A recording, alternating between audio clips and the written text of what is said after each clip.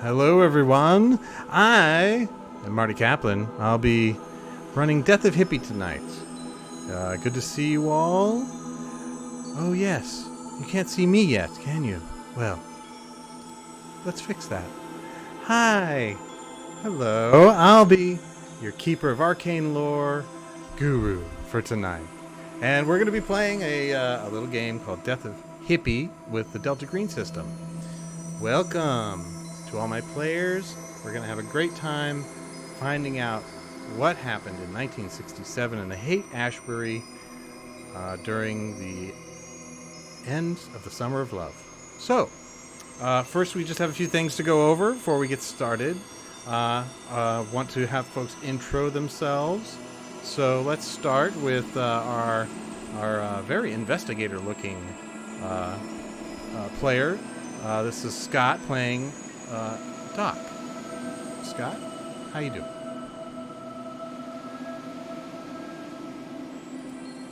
I know what you mean.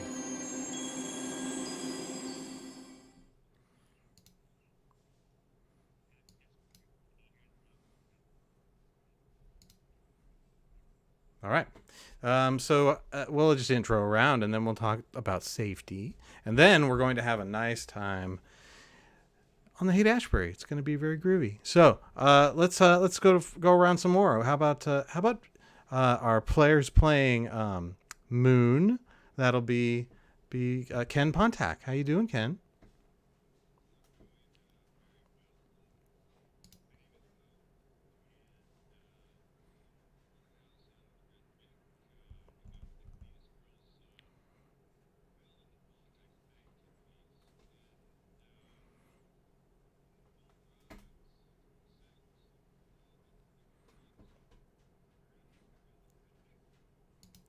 Awesome. All right. So and then why don't we move on to our good friend Starchild and the players Honda. How you doing, Honda? Welcome for the first time here on the show.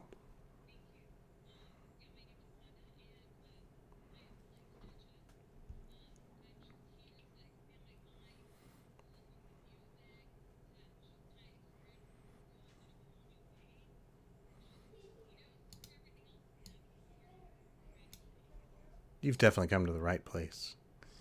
All right. So, all right. Next up, Mark Johnson, a veteran. Yeah. How you doing, sir? Who you playing tonight?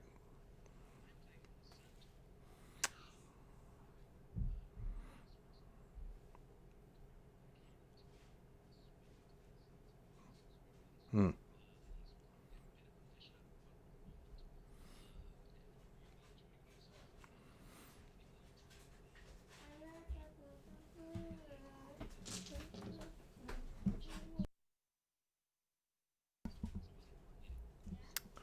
Oh well, this is going to be quite an experience. I guarantee it. So, last but of course not least, Badger, our amazing player, played many games with, but the first time on the show, Midway Tabletop. Tell us a little bit about your character, Taurus.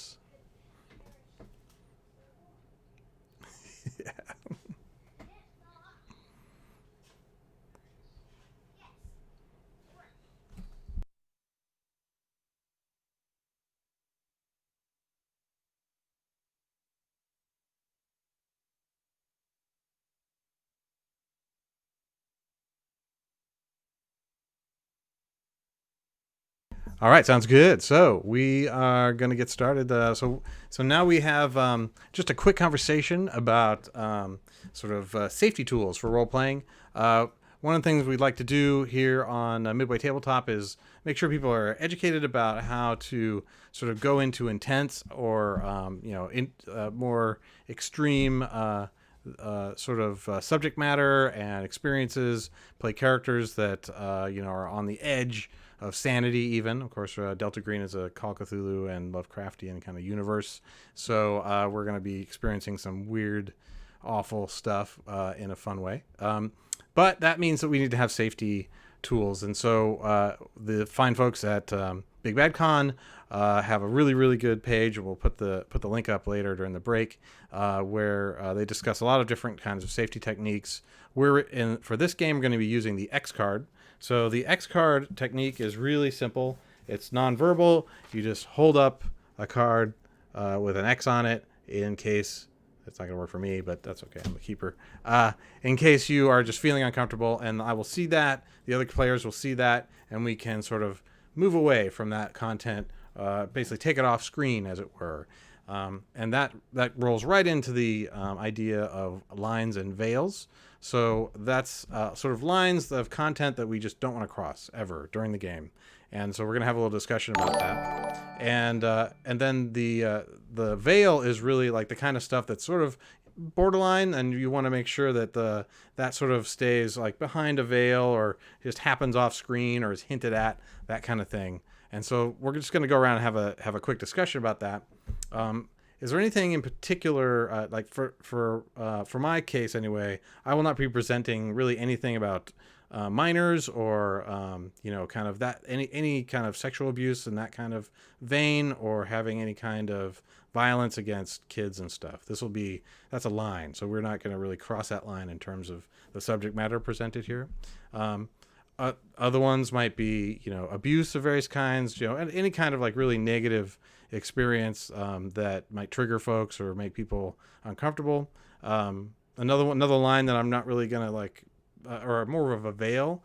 There will be like racist characters and NPCs in this experience, just because it's 1967. But we're not really going to dwell on that. That kind of stuff will happen off screen, maybe a comment, but we're not really going to like drill into the racism of the time.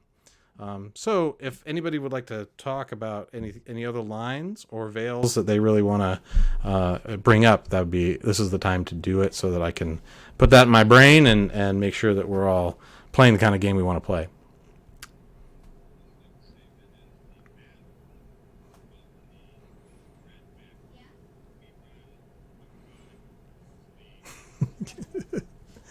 All right. We would want to imply the STDs are rampant.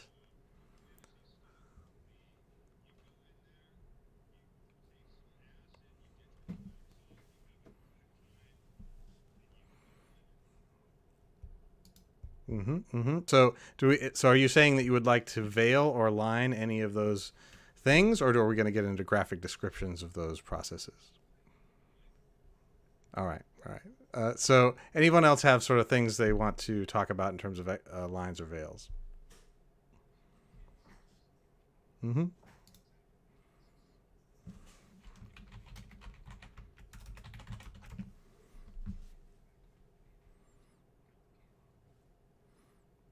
Yeah, cool. Totally understood. And all right. Any other bits and pieces?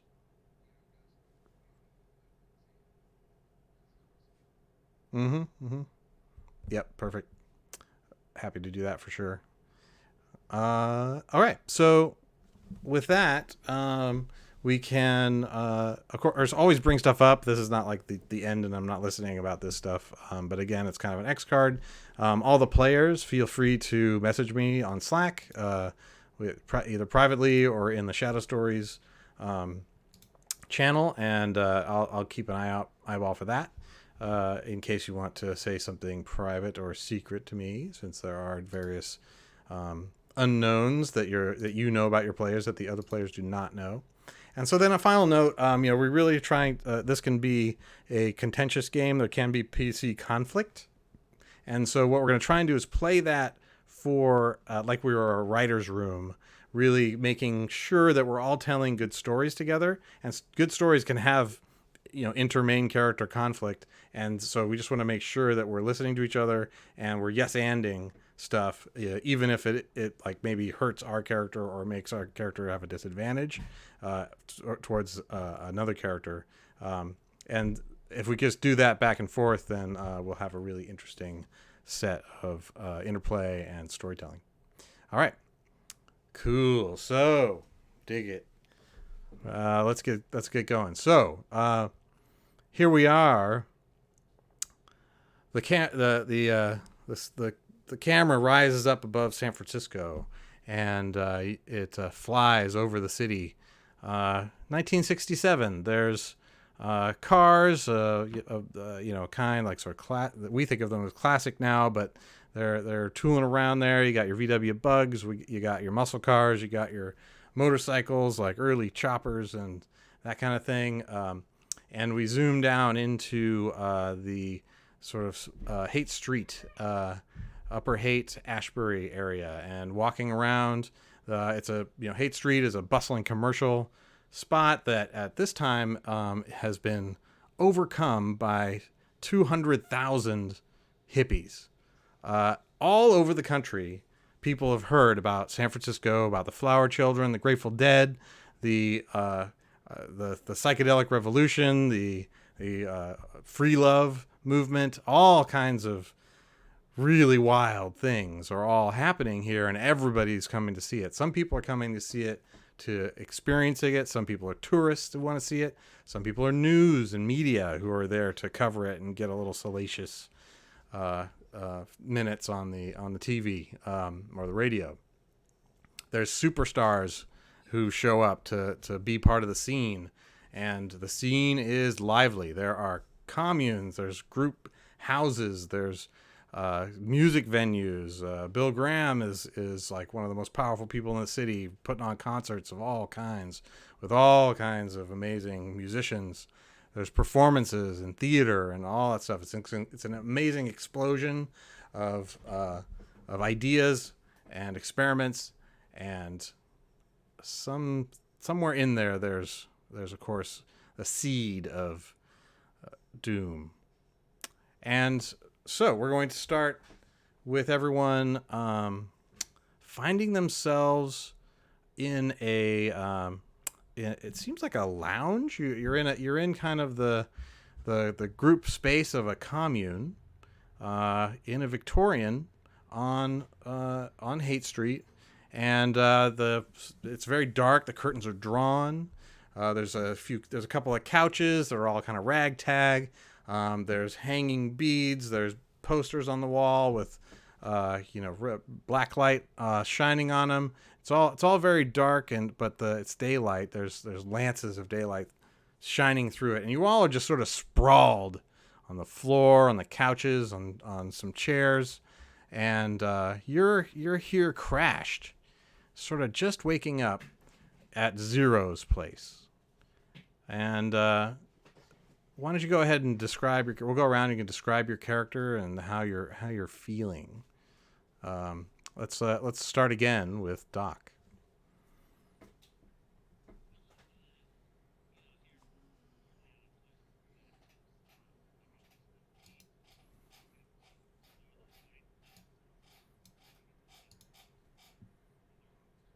Doc, what do you look like?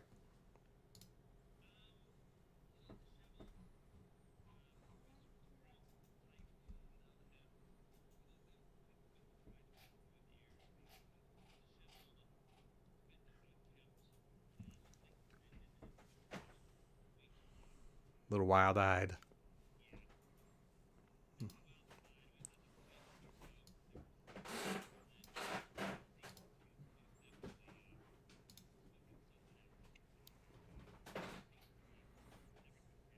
Mm-hmm. All right, great. How about Taurus? You're just sort of sprawled out. Wake up. There's four of the people here.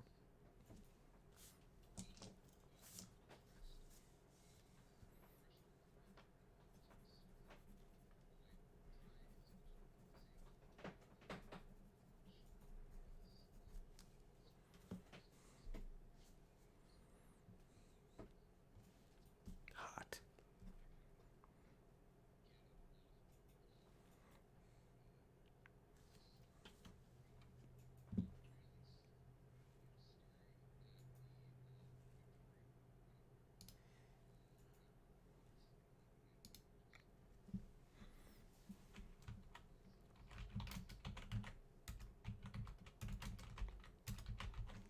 All right.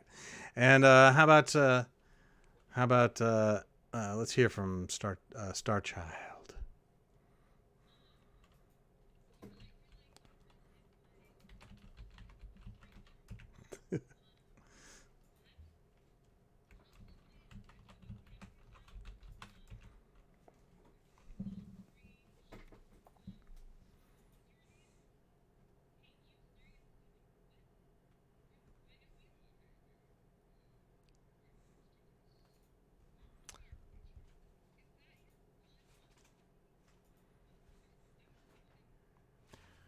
Oh, let's move over to Moon.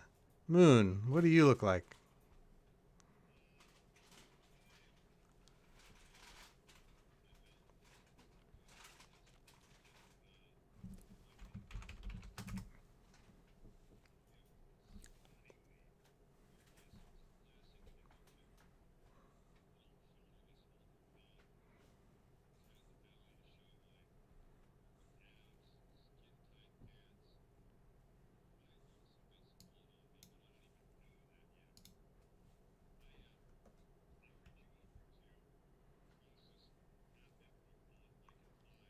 Yep.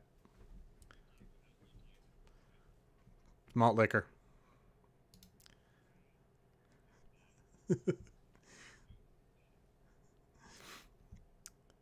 Volume is down for the stream. Let's make that higher. All right, cool. So, let's see. We have, and of course, we have our illustrious fifth player, a very odd-looking man, El Santo.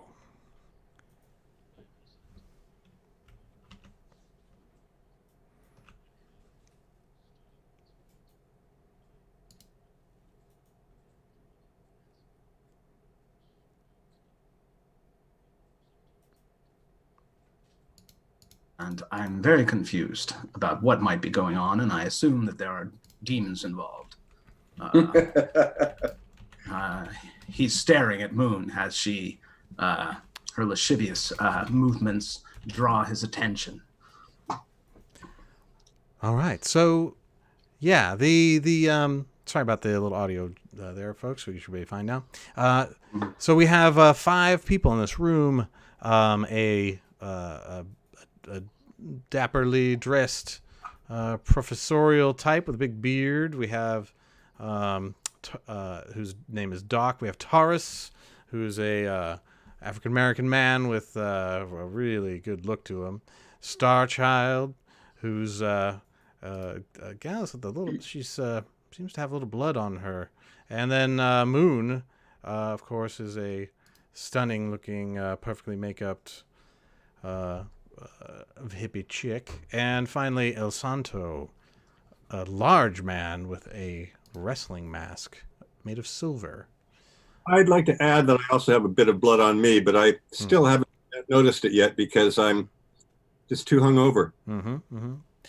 So, taking a look around, yes, there's a couple of doorways. There's the front door to wherever this place is. You're kind of in the front room at the base of the place, and my goodness, and there's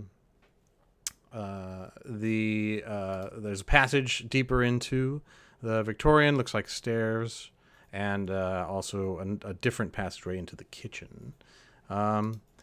And you hear, now that you're sort of becoming aware of everything, there seems to be some sort of noise outside, like a crowd, like people or something. When Starchild mentions that she's got blood on her and she's asking if it's mine, the first thing I'll do is check myself over, see if I have any wounds, check my knuckles, see if I've been in a fight. Nope. Nope. Definitely not. But you're a bit smelly. You certainly have not had a shower or a bath in a while. I appear to be fine. Is that your blood? And I'll start, looking her over in a very non-sexual sort of way, examining, seeing if she's got any wounds on her. I don't think it's mine. I don't know if that's good or bad. So Marty, we recognize this as being Zero's place. We know Zero. Yes. Okay. You all have definitely crashed here before. Do we recognize each other from before? You can decide. I've never seen any of you motherfuckers before in my. You might. I've probably dealt up and down. Mm-hmm. I would assume I have some slight seen reputation. Each other at parties, at least, right? They know Doc. They know Doc. You go to Doc for I've been here before. So yeah, you would probably all recognize me at least, or know me as somebody you could go to score from. If we look out the window, is there a window we can look out? Yeah, it's currently covered by a curtain, and there's I will- light just coming from the top. El Santos strides to the window to investigate and looks outside. So how you pull it back, and it just blasts the room. Excuse me, blasts the room with light, and everyone just goes God, and you're sort of squinting, and you didn't realize really how dark the room was, and you can't see anything, and you in fact the light blossoms in your eyes and becomes like a scintillating kaleidoscope. You just can't see anything. You look around and you're just, whoa, my goodness! And so you get to make a sanity check. And you realize you're still Too much. high. So high. D100, right? Yeah. And El Santo might not have as much experience with psychedelics as 59. Are we all? all right. And What's that compared to your sanity? his sanity is 60. Ah! Whoa, right Get a right roll- on the roll edge there. our current Yeah, because standard his current sanity is 60, so I just freaking made it. Just wow. made it. So you're just like, "Wah," and you realize you're not sober. This is a crazy vision. But then you remember, okay, no, wait, I'm experimenting. I took a drug, and now I'm okay. Right, it's so probably Doc. you just kind of like close your eyes and squint, and you can sort of barely see the outside. Focus on the light. I focus on Oh, a cross of light up high and glistening as like spikes coming out of it. Oh my goodness! So you have so we just had massive gift of subscriptions to lots of people who are watching. Thank you. Hey. That's 5 tier 1 Thank you. subscriptions. Holy goodness, you did it, Marcus. So Marcus gets to gift. I guess that means everybody is going to get. Yes, everyone's going to get a reroll. So you all have an available reroll to use. Oh I my rolled a gosh. 28 on a 50, so I'm good. Okay, so you are also looking out the window. So you're sort of squinting and figuring out like what to do. Everybody else is that blast of light is actually making you all roll sanity as you realize that yes, indeed, you are still hallucinating. It was dark enough so that you were calm enough that it didn't seem obvious, but now you're all sort of thrown for the loop. You're not in the like melting floor, tilting weirdness, hearing colors kind of hallucination, but it certainly is disorienting. So the rest of you can all roll your sanity as well. So just roll that 2d10. Maybe I'll do this for Ken. 89. Woo. Oh. So if you don't make it, you lose 1 sanity. Ken, you're going to lose 1 sanity. And you are just bowled over and kind of flop back onto the couch. Sorry, Starchild. What did you I roll? rolled. Yeah, I made it. You made it. Okay, so you kind of keep a hold of yourself. But yeah, you just kind of get dizzy, and the lights explode in your eyes, and you're just wow. You're still on drugs, and so Doc, this is extremely disturbing to you because you took this probably at least 24 hours ago, if not more.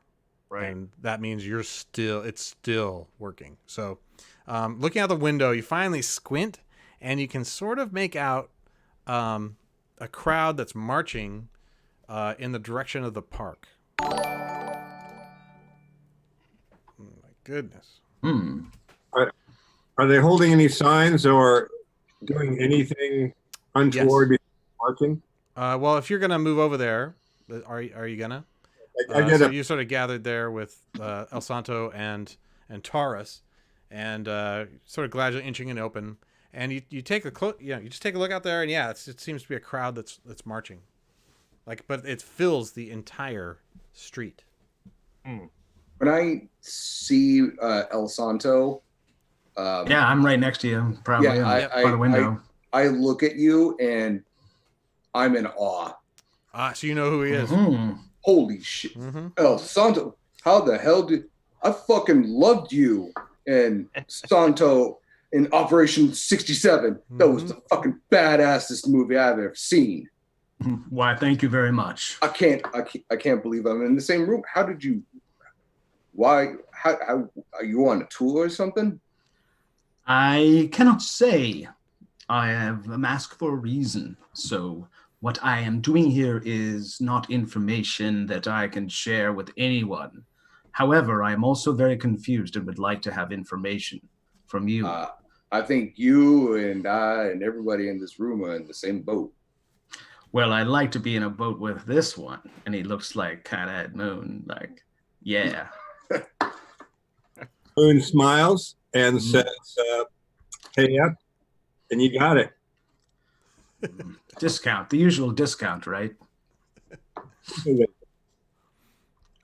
So you realize that Zero's is sort of down around like coal-ish. It's not quite at the top of Haight, but the crowd is definitely like I said, heading up towards the park. So I say, I'm fucking starving. Why don't we go outside, look for some breakfast, and see where all these guys are going? That sounds like a good idea.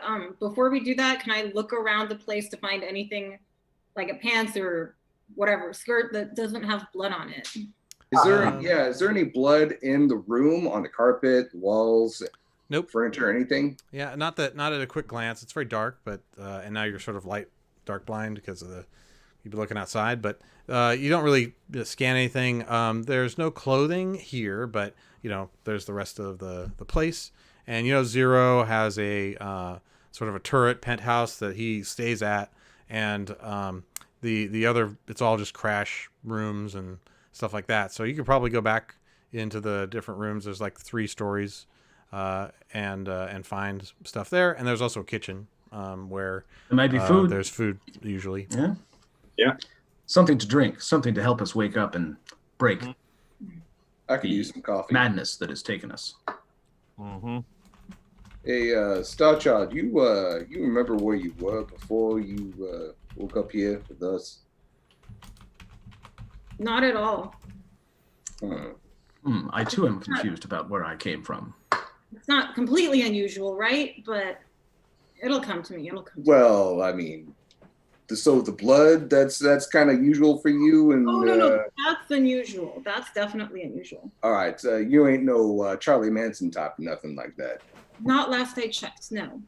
So just a point of fact that Charlie Manson is not a thing yet. Ha!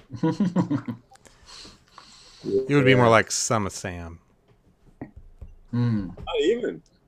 And Doc probably offers that if anyone's feeling uncomfortable at the point in their journey, they want to come down, perhaps potassium. It seems it's been tested, it will decrease, maybe help bring you down, unless you want to keep going. Of course, I'm here for you. Also citric acid, maybe a little vitamin C. You got any of that on you, Doc? Because Yeah, I think we can do this. We can do this. We can make miracles happen. I would love you forever, Doc, and I don't mean that in a platonic sense. Hey, it's a brand new day. Let's do this. We'll go over. I'll step aside with Taurus, and I'll show him. Got some beautiful artwork, some beautiful blotter, right? Some made by some beautiful people, right here. You're not a chameleon right now, are you? Because you kind of look like a chameleon. Hey, we're a lot of things. The soul is a myriad expression of the infinite. Oh, okay. Yeah. Chameleon with a mustache. I don't like it. No. So maybe that banana. Should we get you a banana? Okay. Yeah, banana sounds good. Okay, let's get you a banana. All right. Okay, we go into the kitchen. It's got a decent setup. It's got a fridge in there. It's got a little table in the middle, chopping block, sink. There's some fruit in a little basket hanging from the ceiling. There's some nice spider plants. Different things tacked on the fridge, and a little cork board that has some other flyers and stuff on it. And the light seems to be reduced here by curtains as well, since as if people are usually pretty light sensitive who are crashing here. So Moon goes to the refrigerator. Yep. wants to open it up. Great. Yeah. So you take a look at the fridge. One of the flyers kind of stands out there. There's a flyer that says "Death of Hippie," and it talks about a funeral because of media or something. Seems like a Diggers thing. Like, they like to do this kind of stuff. The Diggers are a little like commune. They run the Free Store, which is at the very top of Haight. Where anybody who needs stuff can just go and take it, and sometimes people drop off stuff there. They also like to do things like dumpster dive or steal food and then distribute it. And speaking of which, you open up the fridge and look at it. There we go. It's a bunch of different things in there. There's some beer. There's some veggies that definitely look like they came from a dumpster. There's some leftover pasta on a plate. There's a slice of cake. And Moon, you're looking in there, right? Okay. And then there's definitely not a human hand severed laying on a plate there with a knife and fork stuck in it.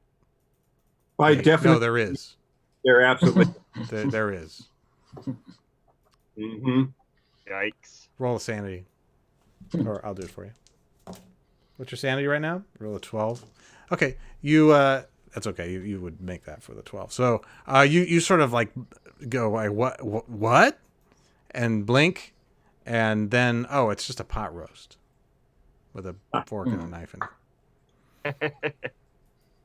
El Santo will try to help Starchild find something to cover herself up so she's not like this, and investigate a bit to try to understand what might have happened to her, because this appears to be a mystery as we remain in this room. Yeah, you can you roll your let's see, a skill that would probably work for this would just be well, you don't really have investigation in this one.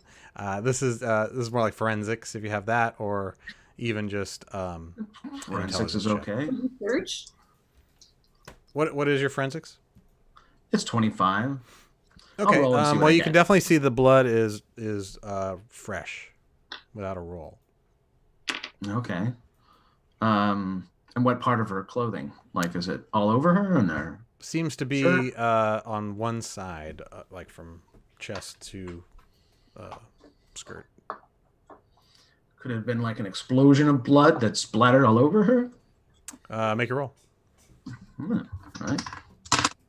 A forensical. Oh, I got a 6. Oh, very nice. So yeah, it's like someone was wounded and that she was like carrying them, like supporting them on one side. That would make sense to you. You've seen like in the ring, somebody will like slice open a thing, and then somebody will like do a suplex on them on one side, and that's kind of like you get the blood on like that. Right. He looks at Starchild and he says, "You have the heart of a hero." Oh, a hero? What? Yes. I can tell. I have an eye for such things, and I know that someone was bleeding, and it's not your blood, and you were helping somebody else. And I do not know who that person is, but clearly demons are behind this. He looks around the room at the demons. They, you look at various flyers. There's like little tchotchkes around, clown statues, demons. They smile at you and titter. Mm-hmm. He prepares to fight, and he grabs one of the statues and gets it in a headlock. You have a tiny clown statue in a headlock, and you break it. All right. Click! All right. It falls to the ground. El Santo, I was with you until this talk of demons. I'm not. Are you okay? Maybe. It's okay. It is safe now. I've destroyed this one. All right. Well, let's continue our quest for pants for me. Yes. Okay. Then any other? So you successfully go just a little bit further back. You see it's kind of a shotgun style Victorian. The back leads to you can see a door again with like just little curtains on the window. Probably leads to the backyard, and then a couple of doors which open to bedrooms, You look in, and you don't see anyone in those 2 bedrooms, but you find some clothing that'll probably fit you. Okay. And Keeper, Yes. I perceive that Taurus could indeed use a little bit of assistance. Yes. And if I find a banana, I'm gonna offer him a banana and I'll maybe pull a little psychotherapy just to like calm him down. And yeah, you find a banana. Yeah. Cool. So do you? So you just got just on that. It's like on a thing of a bunch of fruit. The banana rots to black in your hand. Whoa, Oh my. Doc, why did you give me this? I don't think this is going to help me much. Interestingly, Taurus seems to see that as well. I'm gonna accord with you on that, Taurus. Apologies. Let's pursue other avenues, shall we? Yeah. Then you look at it. It's fine. What? Oh, all right. This is a house of mirrors here. I don't know what's going on here. The sooner we get out of here, the better. I dropped a tab of 2 a little while ago, so this ain't too unexpected. But I know I've got something in my little box of tricks that'll bring you down. So I'm happy to help out. Happy to help a brother out. Yeah, if you could find that, that'd be great. Yeah, so something a little more serious. So why don't you go ahead and make just a pharmaceutical roll? I'm sure I have downers. Yeah. Back as a matter of fact, what's your skill? You might not even need to roll because you're pretty good at this. 50%. It's 50%. Yeah, it's fine. You find some downers in your little box of tricks and pass them on over to Taurus, I assume. Yeah. Cool. Taurus, are you going to take them? If you take them, make a con check. Oh yeah, I'm going to take them.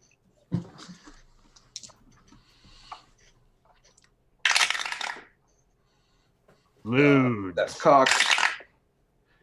What were lewds anyway? 5 on a 60. Odd 5 on a 60. So you down them and it seems. I mean, you're feeling a little more relaxed after 10 minutes or so. You still have some faint tracers, like for sure. Sure. You look at bright stuff. Yeah. Are we in the kitchen while this is going on? Yeah. And if so, is Moon in there? Let's see. Moon might be. You were at the fridge, right? I'm staring at the refrigerator because I'm still trying to figure out what the hell I just saw. Okay. At some point, I'm gonna find a dish towel or wash rag or something, and go over to the sink and get some warm water on it, and hand it to Moon and say, "Honey, you might want to kind of clean yourself up a little bit." And I noticed the blood for the first time. Mm-hmm. And I say, probably tuning into this too. Finally, I'm like, hey, okay, what's going on with all of y'all here? Yeah. Wait a minute. So yeah, you have blood splattered on you. Where, Moon? it's a mirror image of the blood that Starchild had. Mm. Both in the same place at the same time, doing the same thing when the blood happened. So I'm gonna say that you're muttering that. You you don't realize you're saying that out loud, but you're saying that out loud, and so you hear that, Taurus. And where is Starchild right now?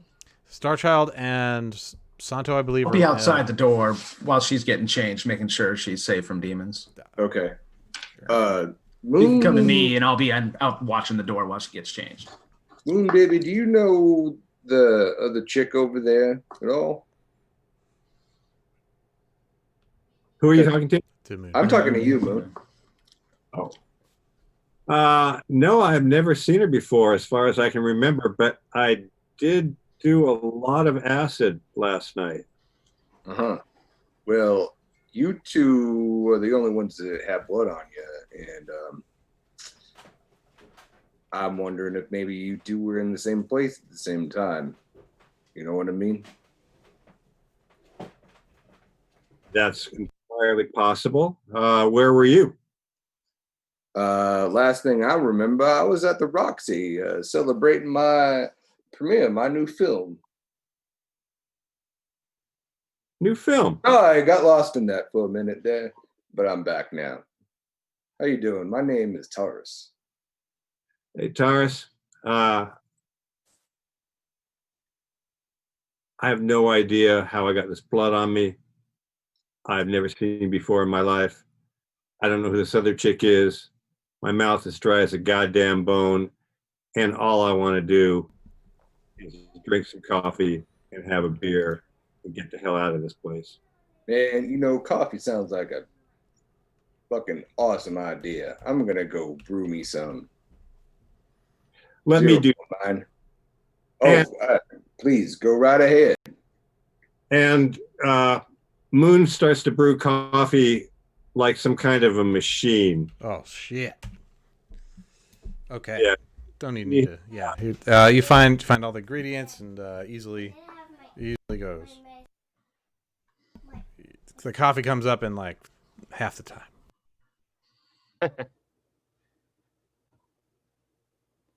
All right, this place has some distinctly negative vibrations. I don't know. I'm not about y'all, but I'm gonna go. Anyone want to go and join the love parade outside? Let's go see what's going on. And I'm always, of course, looking for folks to sell to. So I'm sensing a crowd out there. I'm gonna miss. So Right. Moon agrees, and she is going to carry the entire carafe of boiling hot coffee with her. I'll offer to carry that if you like. I'll grab some cups. There's definitely some mugs that you guys can grab, and Yeah. they have Oh, you yeah. know like Happy dancing to help out bears here with on the mugs. them, and like little flying eyeballs and that kind of stuff. I'll shout down the hallway, Mr. El Santo, we're heading outside. Just to let you know in case you want to tag along. Young lady, are you well dressed at this point? Are you ready to go? Yes, let's get out of here. I'm getting the creeps in here.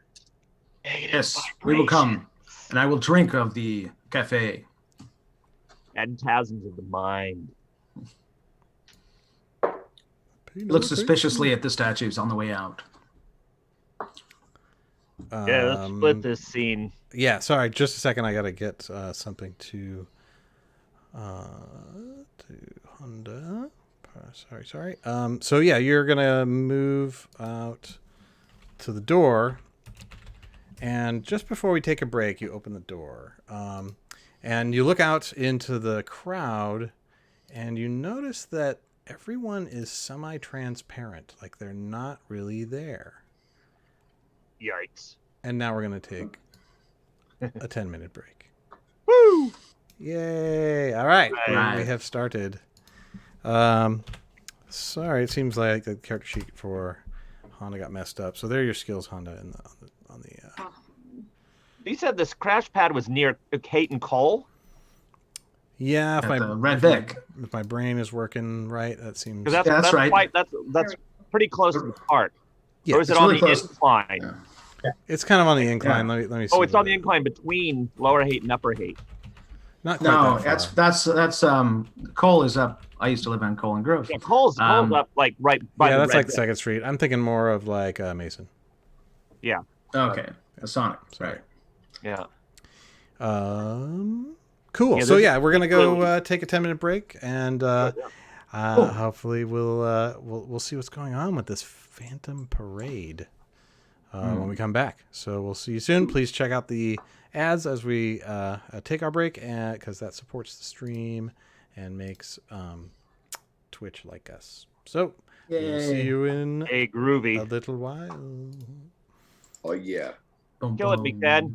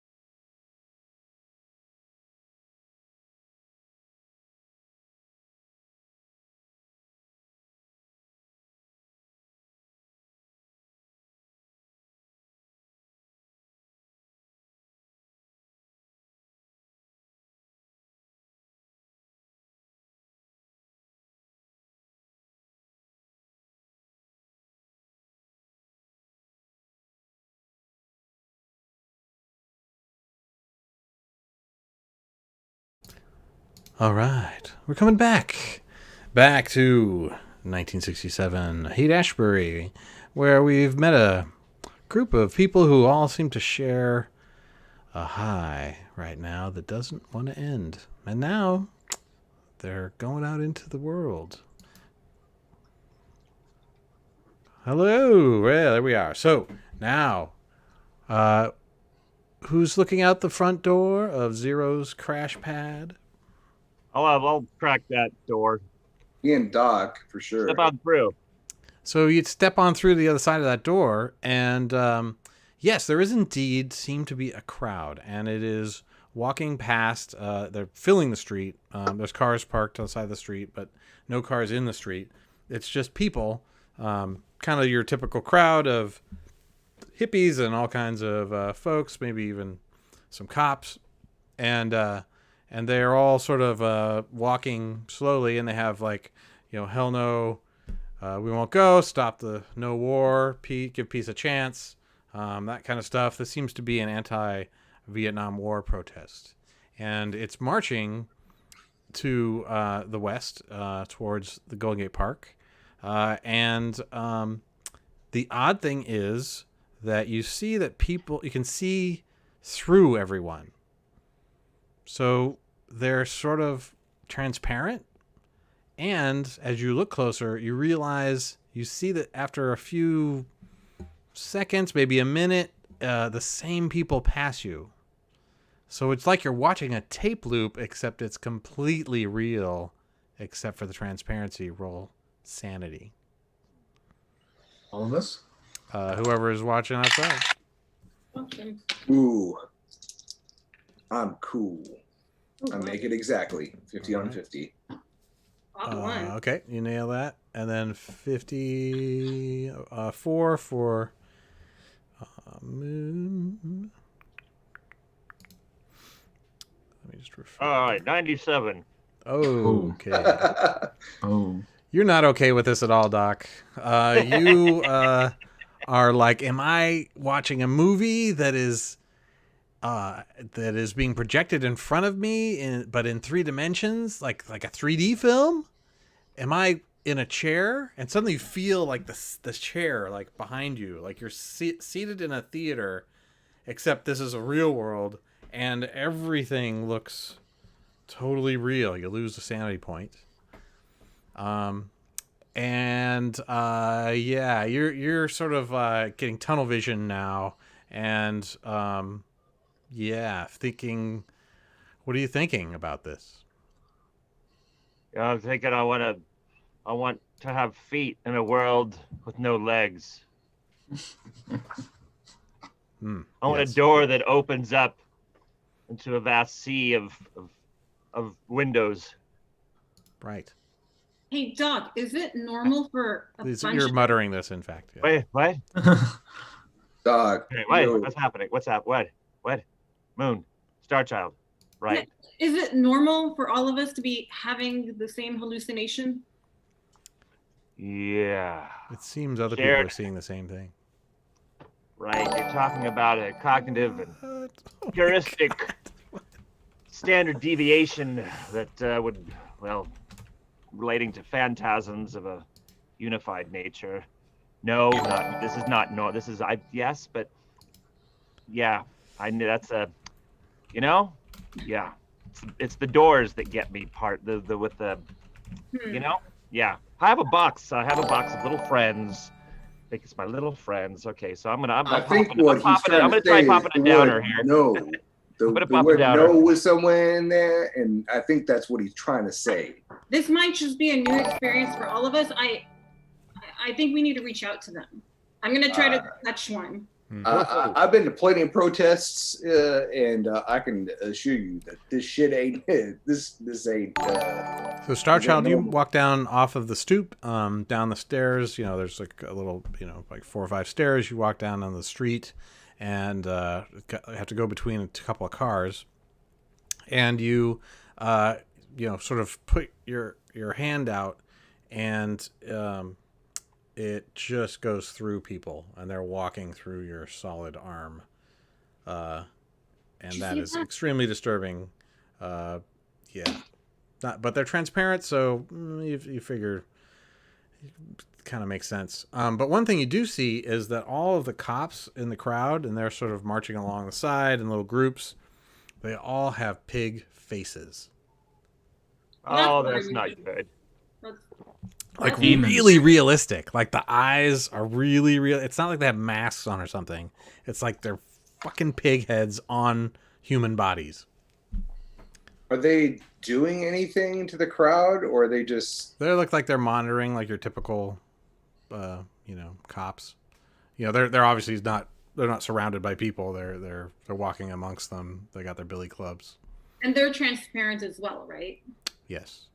So Moon shakes her head, says, "Fucking astral hippie loop, commie punks," and walks over to one of the pigs to begin a conversation. You walk. So you're kind of walk into the crowd, and the crowd's passing through you as you do that. They don't seem to notice you. Same with the cop. They just walk through you, and you like get in front of them, and they just kind of walk right through you, which you all see, and it's really freaky, almost freaky enough to roll a natural sanity check again. But you guys, Doc, I think I need another banana. Yeah, I'm popping another of the downers. Can I have one of those? Maybe. Yeah, come on, anybody, let's pull in here. Right. So let's see, Taurus. You notice your car parked out front, and I believe someone else has a vehicle. Yep, I got a Chevy Nova. Yeah, Nice. I got a bus, but I don't know where it is. it's here too. Yeah, it's parked out front. Yeah, Santo. Take a look. Yeah, there you go. Go. El Santo checks out his wheels. He's out there. I rolled an 11 on the Sandy, so I think he's all right. Yeah, you're fine. He's certain that this is some, weird. Everyone's possessed. There's some unholiness to all of this. I It's mean, you're necromancy seeing of some kind of kind. vision. Yes. Santa, maybe you were onto something about the demons. It's always demons. You have to beat them. You have to beat the demons out of them, and it's the only way to stop them from corrupting the children. Did everyone but Doc make their sanity check? Oh, I made mine. I got Did 11. you do the other one just now? Yeah, just for seeing the parade. 93 on 50. 93 at a parade. Okay, so you lose a sand. Okay. And so I'm gonna let let's see. I'm gonna let Honda describe the hallucination that you see. Because of your- I'm sorry, this is outside of what. So yeah, you as a player can describe what Tara sees as he kind of loses his grip a bit, and the acid takes hold with the Oh, sun okay. loss. So let's see. The pigs start getting the cops start getting bigger. Their heads start getting bigger. They start breaking through their uniforms, and now they're towering over everyone. They become giant. They become giant. So, yeah, Tara's kind of goes, Shit. oh. And then they Oh, start shit. running. Three through different the ones. ground. Oh, And then the people start turning into little truffles, and they're running, screaming as these pigs are Nice. chasing and trying to root them out. Awesome. How do you react? What did you say? Anything, Taurus? I just sit down wherever I am. Okay, sit down on the stoop. Yep. You rub your eyes and look up again, and it's sort of back to that normal loop that you're seeing anyway. Oh, fucking. Pigs are no Oh, longer giant. man. I'd really You need to okay? get off this shit. Yeah, Taurus. Yeah. Ooh. That hasn't. The banana, No it did more nothing. movie premieres for me for the next 6 months. And El Santo, maybe you El need Santo reaches down and grabs his hand and pulls him up and tries to bring the hero out in him and make him strong. All right, Oh, make a roll of do this. psychotherapy or Okay, I don't know what my skill in that is, Might be but I low. rolled a 2. oh, I well, rolled you a fucking 2. do it. So actually, you Yes. get I'm gonna say you get 1 sand back as like All right. this. Wow. Well, describe what you do again. You see a glowing halo of light behind him as spires of like jets of flame come out behind his back. And he is everything you always imagined he was since you were a small child. Every time you saw him, he is like your ultimate father figure, God, all patriarchy is just wrapped up right there in that guy. And he reaches his huge arm down to you and pulls you up out of the pits as whatever you're suffering from is just falls back and disintegrates. Far out. Are we all seeing this? Yes.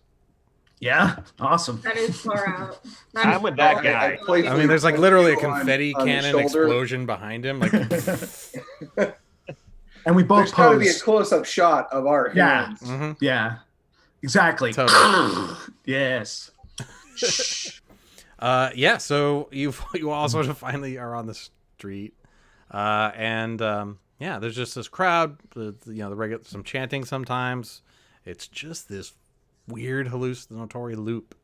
That's but you look down, to the east, down Haight, filled with people. You look up that way, they're all marching that way, and it's filled with people. I pull out a joint, light it, start smoking, hand it to Taurus. I pull out another joint, light it, start smoking. Oh, thank you, baby. This is just what I need. And then I'll take a sip of coffee. Go. Far out. Mug. I'll hit that doob. Santo will drink the Colombian. All right, so you guys form a circle and puff and pass. No weed for Santo. El Santo does not corrupt his perfect temple of a body. That's fine. So you keeping an eye out. There's no. You actually see some regular people who are not transparent, like walking around, walking into shops.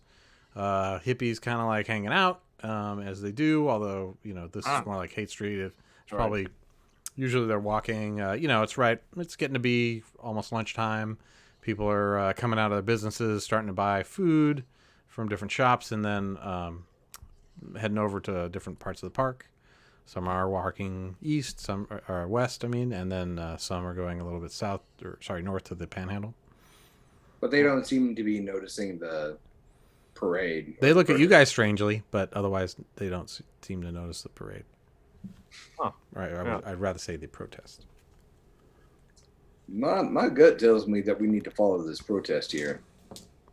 It will lead us to the villains. Clearly. Indeed, an unusual deviation of perception. Phantasms of the Ed, clearly. But shared, that's unusual. So you are walking up, following the crowd. All right. So you sort of make your way, up the hill a little bit. It's definitely strange walking. You stumble a little. I'm assuming you're gonna sort of catch each other. It's kind of in any other street in the United States in 1967, this would be an unusual sight. But 5 people stumbling, looking around wide-eyed, looking at their hands, helping each other focus. Pretty typical, actually, for this situation. So you pass, the Red Vic on. Eventually, as you're getting closer, it appears the folks are going into the park. And sort of going like across the street at the very end there on Stanyan and heading towards Kezar Stadium. The crowd, So you're out front protest the Red Vic right now. Yeah. Since I work at the Red Vic, so to speak. Well, let's say you rent a lot of rooms there. Rent a lot of rooms out of the Red Vic. I want to go inside there and change my bloody clothes. All right, you go inside. Tommy, the bellboy, is there, and he says, "Oh, whoa, hello, whoa, Moon. Can I help you?" And he kind of eyeballs the 4 of you back there. Are these customers? And he kind of, holds his hand out. Do you need me to show them to their rooms? And I would respond, yeah, I don't think that these people are in the mood to party right now. We all seem to be tripping balls. Say what? Oh, nice. Say what? Not in the mood to party. Well, that's cool. That's cool. You know, Don't judge me. The rooms are all set up. Wink. I do think we have more pressing things to attend to, but perhaps afterwards. So you guys Hero's can, reward. you 4 can do a human, which is a skill on this whole wink and what the hell that means. No. As you do that, just going to do giant thanks to Marcus Flores, who is gifting subs all over the place. Thank you, sir. You're amazing. Twitch, folks, if you want to drop in and do some more subscribing, you can trigger hallucination. You can have an NPC cameo of a famous person from the era show up for T3, and for T3 trigger hallucination, and T1 gift a reroll. What skill are we rolling on? For this, Humint. Humint. Humint. I got a 10, so I'm good, I think. Oh, human. 15. Yes. So this is kind of your like reading people, kind of thing. Got cold it. reading. Insight. Yes, exactly. So you this wink is like he said something like the rooms are prepared. There is something really weird about that. Like what is this guy knows her. There's something she regularly brings people here, you guess? Very odd. Mm-hmm. Roll a 32. And this guy's not like, the clerk. This is the bellboy. Mm-hmm. Oh, look over at Moon. So, what's he got ready for us, huh? Or you? Oh, it's for you, and I think you'll all like it a lot. Huh.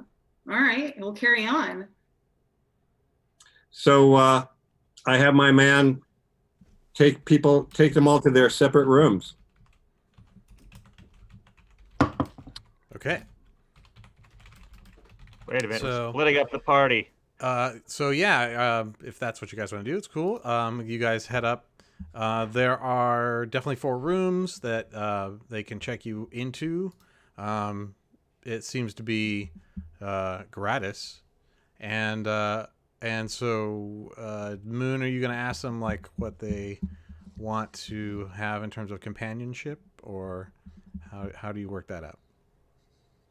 That is indeed what I do. I ask each of them what they want and how long they want it. Can I have one of each?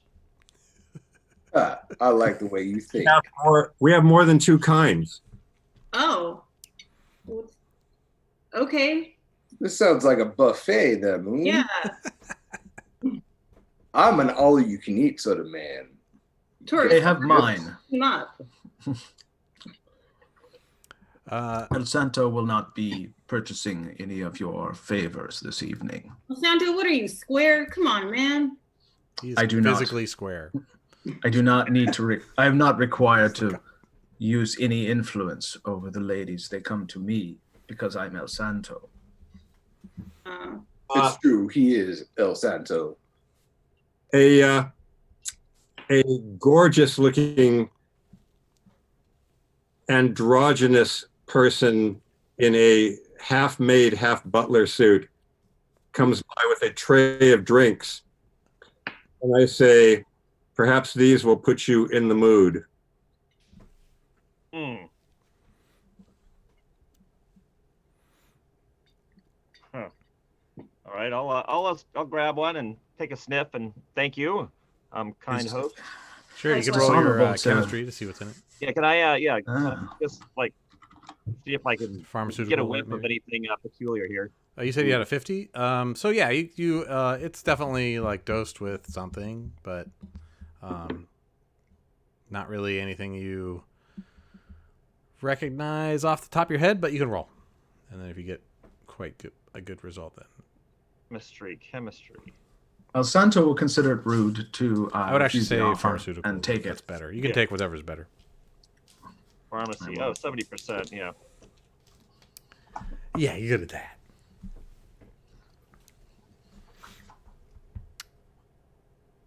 Okay, but a couple of you are into it, so you go upstairs. 72. Whoops. Oops. No, I'm it's 70. a little. So you kind of, you try to smell it, and these like colors wash over your vision, and you're just like, I can't interpret the colors as smells. You just right on the Yeah. tip of your brain. Ear. He's still just too high to really, I think, fully, Sometimes you can focus, and you're so experienced, you can, but you're just a little bit too off after the whole parade pigs thing. Yeah. So okay, cool. So Taurus, you go upstairs, and all right. So you have a few people waiting up in your room. Taurus has to go with you. You can. You're just gonna Yes. take the same room. All right. And both of you, you get in there, and this is not close to the first time that you are involved in some kind of group situation. So you're very elegant at it and everything, but do make an alertness check as things go down behind the veil. Let's see, Santo, you're just gonna hang in the lobby. I'll have a drink with Moon. Moon offered me a drink, and I think it's rude not to take it. So whatever effects that might incur, I will accept them. He's probably kind of into her too, so Excellent. Oh yeah, well you two can get it on. And then Doc, are you gonna take some companionship up to a room? Yeah, I inquire if there's any purveyors of the new Eastern techniques Oh, that have come over the oceans of late. Kama Sutra practice, eh?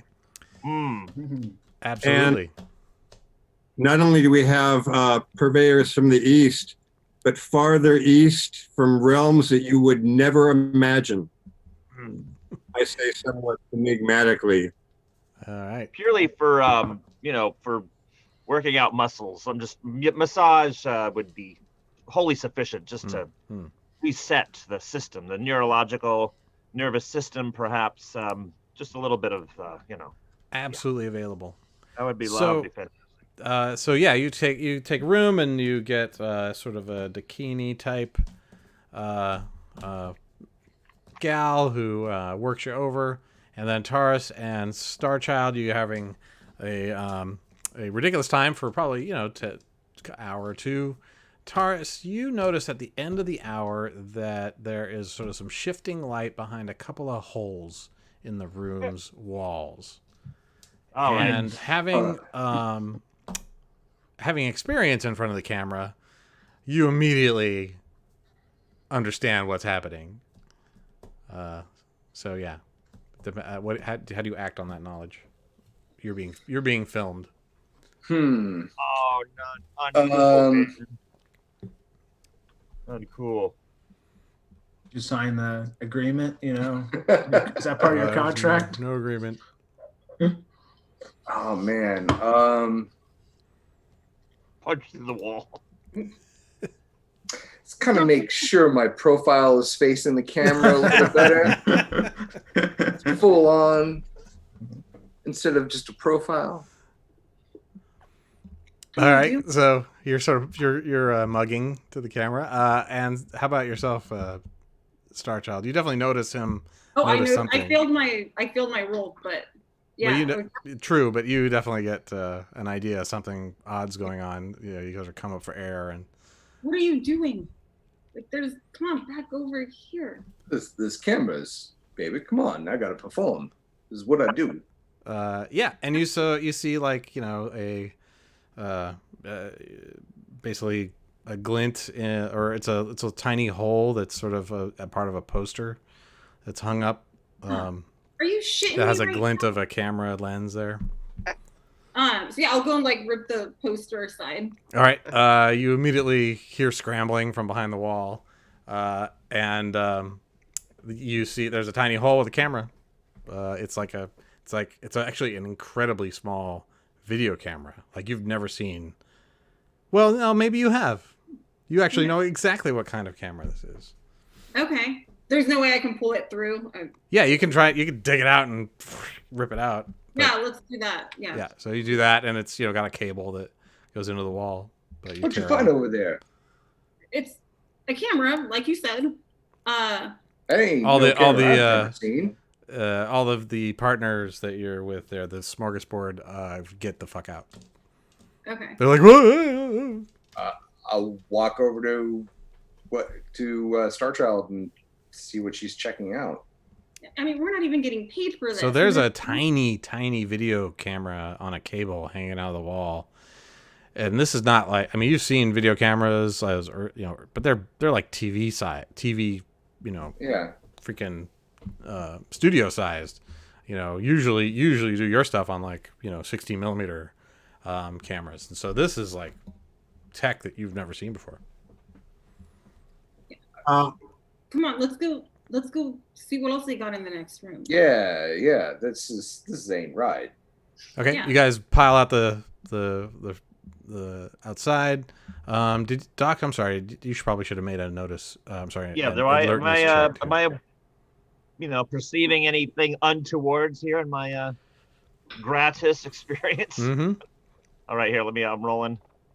It's like a perception. Alertness is the name of the skill. Alertness, they call it here. Okay, alertness, 20%. Do I have to roll under that? Yes. Gotcha. Right. Okay. It's been a hot second since I've been in this system. No worries. Ooh, 14.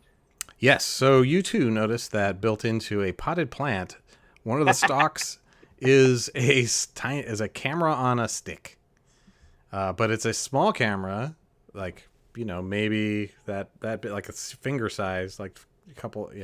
It's high tech. Yeah. Like oddly high tech. You've never seen this kind of camera before. Most unusual. And then you hear kind of like a scramble from a room down the hall. Do you guys yell anything, Taurus and Starchild, as you sort of go to the other door down on the other side of the wall where? I wasn't planning on it. Yeah, I don't think so. I wouldn't have cause to. Okay, so you kind of get out there and the door to that room is closed. You were in like 102. This is 104. Okay. Or probably second floor, actually. So 204 and 202 and 204. You should go check out the next room, right? Yeah, so we could see where they were filming from. Yeah. What's going on? Try the door. I understand things for free, but we should be getting paid if we're getting filmed. Oh, at least SAG wages. Come on, this is right. ridiculous.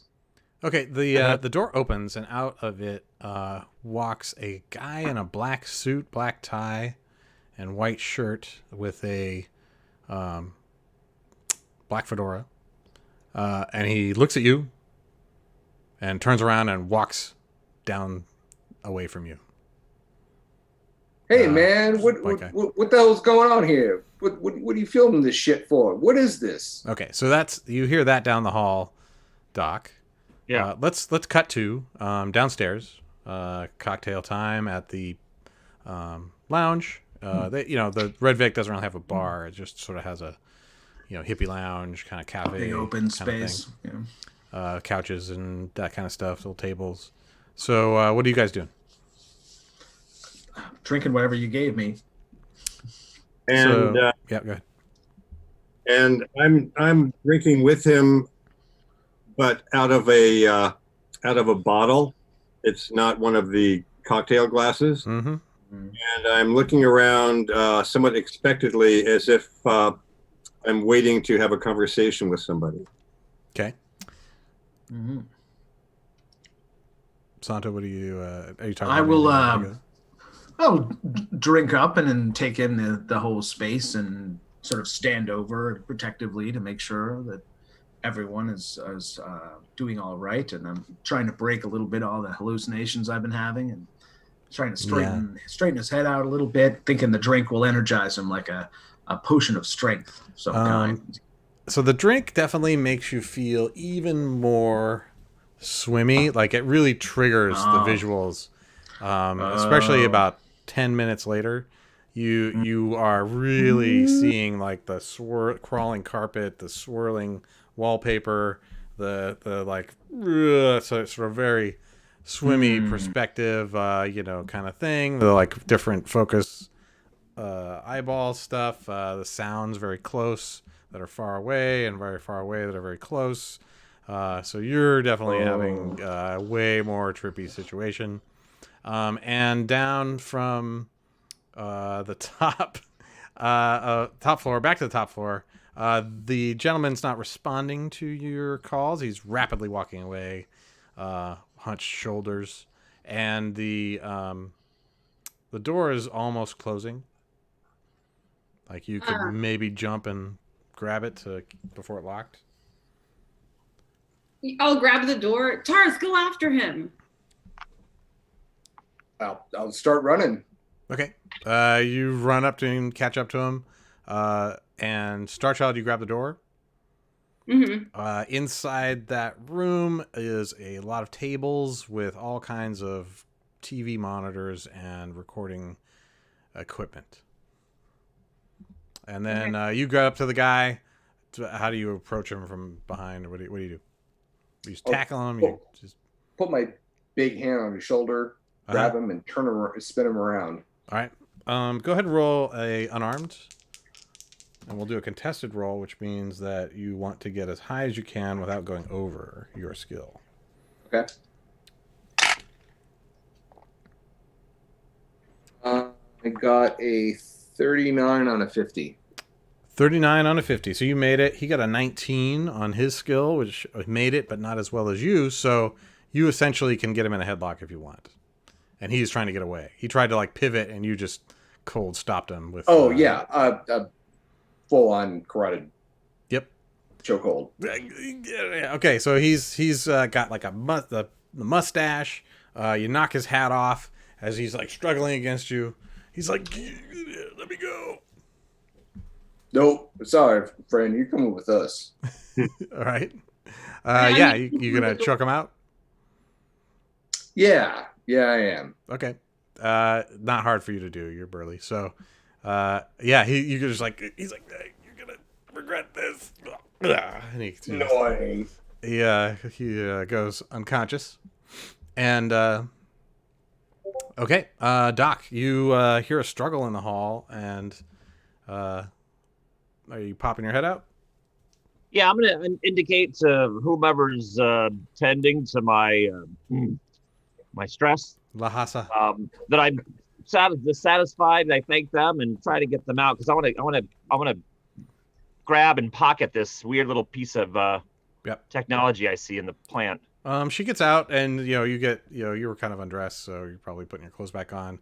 And basically, right around the time this guy gets choked out, you pull the cord, which seems to be threaded through the vase and then through the desk underneath it, and then through into the wall. Right. Got it. Can I detach this little camera on a stick and like put it in my clothes? And you would probably have to cut it. Oh, okay. Huh. It's fascinating. I want to study it for later. Oh, yes. It's like a snake. It's looking at you with one eye. A snake with one eye looking at you, taking your image. Yikes.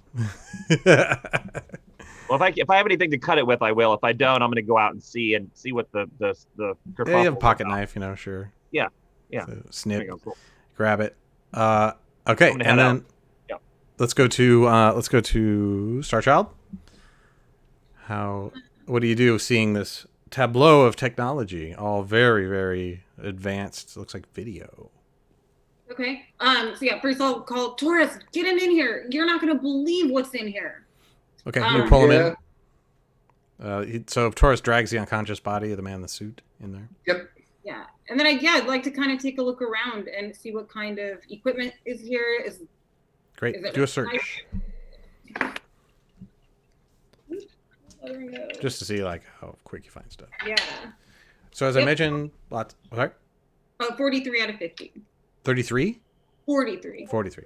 Okay, so that 33 would have been a crit success. I know. But you successfully find a bunch of interesting things. So you see that not only is there sort of video, there's stacks of tapes, blank ones, recorded ones. They're all labeled with dates and the letters MJ12 Midnight Climax. And they all have, there's sort of bins and bins of this.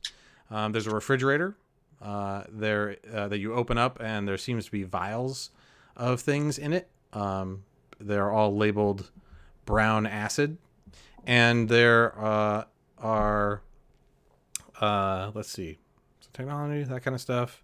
There are clipboards with notes on it that seem to be sort of lists of time code, and they say things like, male and female and female and female and male and male, and kind of listing things with times. And let's see. So other than that, right, and then you have, of course, the man in the suit. Hey man, what is this? What are you guys He's trying to pull unconscious in right here? now. Oh, he is. He's totally Oh. okay. Yeah, sorry, I had to subdue him. He was trying to. He earned it. He earned it. Hey, What is this? What I is don't this know. shit? But this brown acid, it's ringing a bell. I think it's that shit I took a couple nights ago. Yeah, this has like probably Oh 12 man, blotter bottles of it. There's a lot. I had this too when I was at the Roxy at my film premiere. And there's also seems to, there's glassware, like cocktail stuff, like seems to be easy to mix drinks and add this stuff to it right here. Keeper, I don't recognize any of the film equipment here, right? You do, I mean, but the thing is you recognize it mostly, and then it's not film. Like, this is video, which is a newish thing, right? And what's more, this is all sort of miniaturized, so it's some like, it might be some crazy Japanese stuff like you've never even seen before. There's something, this is all, you instantly clock it as all very expensive and, not available to the general public. Can I grab one of the MG12 Midnight Climax ones? Try to Tapes. review it?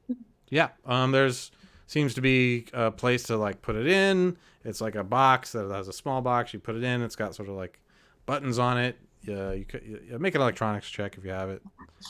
I don't think I have electronics. Nope, no electronics. So just do int or half int. Ooh. Oh, I just missed it. Nope. Okay, you can't seem to get it to work. Okay. You got the thing in, but maybe it's backwards. Mm-hmm. Yeah, I don't know. And then, so let's cut back to Doc. Right. What do you do after grabbing the I'm trying camera? to find my new merry cohorts. All right. So you kind of you peek your head out. There doesn't seem to be anybody out there right now. I'll give it a little bit of a yelp. So you guys hear that? The Yeah. 206. He's in 206. You're in 204 right now. So you definitely hear Doc say, "Yelp." Trying to peg them. Yeah, trying to find them. See where the action was coming from. Yep. Yo, Doc. Yeah. Yeah, we're over here. All right. Boom. Coming from the room next door. So you guys open the door for him. You come in. You see an array of technology. Is obviously related to that camera you just grabbed, and a unconscious guy in a suit. I'm still holding the unconscious guy in the suit in my arm. Yep. Absent-mindedly, as I'm looking around the room, trying to examine some of the equipment and make sense of it. Yeah. It's as if I'm not even noticing that I've still got him in a chokehold. It's like a featherweight. Okay, so I'm you a see chemist. that Stardust is trying to fiddle with the tech here, trying to like playing one of these. I guess it's a tape. It's like a cassette tape, but for video. Hey, Doc, can you go find Moon? Because this is a place, but I don't know who. And knock him on the head. I don't know who this gentleman is, and I don't know what this shit is, but maybe she does, and maybe you can find El Santo because he's the king of heroism and investigation, and I think we need his skills and powers right now. Yeah, this is a bad scene, man. This is a bad scene. I'm gonna You definitely got some bad vibes here. This is my jam. This chemistry here, and Like, what's my take on this? Like, is this stuff that I recognize? Like, So you take a look at it. It's 12 bottles with droppers that, you would put a Yeah. batch of blotter acid in a bottle like this, or brown bottles, Yeah. but they're labeled brown acid, and they have some kind of code number on it. And you've heard, of course, rumors about the brown acid and how it's bad. And this seems to be a large amount of it in a refrigerator in a room full of surveillance equipment. And this guy looks like a suit, maybe a cop. Yeah. Oh, he's a Fed. A Fed, perhaps. What? Did you- So Yeah, that this is bad scene, my friend. that seems bad. See if he has anything on him. This is. Oh yeah, that's an excellent idea. So I'll, with my other arm, I'll start patting his pockets. He's got a pistol, like a 38, in a shoulder holster, and he has a wallet. He has cigarettes. Let's see. And he has he has dog tags, like a military dog tag. Dog tags. He's got what else is he gonna have? Just do it. Roll search, just to see if you find anything else. Yeah, this is some sponsored nefarious psychogenetic testing. MK Ultra, I think. 7 on a 30 for search. 7 on 30. So you also he has like a concealed belt in his belt that he's wearing. There it unzips on the inside, and it has some other things in it. It has some. It basically has like a little capsule that has a pill in it. It has some, and then it has money, like probably about, maybe $500 in hundreds, like 500s, which is a lot of fucking money. In these days. And what else would it have? It has a little like thing that looks like a it's kind of a headset or something. It's like kind of like it's like a long cylinder, and then it's got like a squiggly wire, and then something that looks like it goes in your ear. Huh. Okay. I'll hand the gun to Starchild. I'll pocket the rest. Is there a chair in here? Yes. A couple of Okay. chairs. I'm gonna drop them on the chair and find some cabling or Plenty of duct cabling. tape. Yep. Okay, and tie them up real good. Okay. Just roll a dex real quick.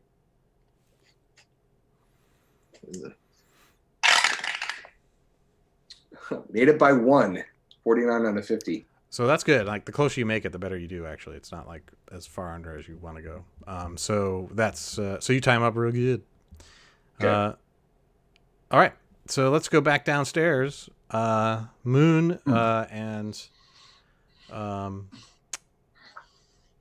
Santo.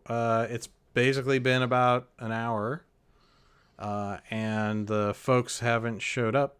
Moon. Let's see. Yeah, something's probably wrong. Is El Santo still blowing, just losing his shit, or is he coming down? Yeah, no, you're not coming down. Yeah. So I am getting very impatient. I look at my watch. I look upstairs, and I mean, you think they'd be down by now, you know? I give Santo one last look. As a matter of fact, I say, "Come with me," and I want to head upstairs. All right, head upstairs.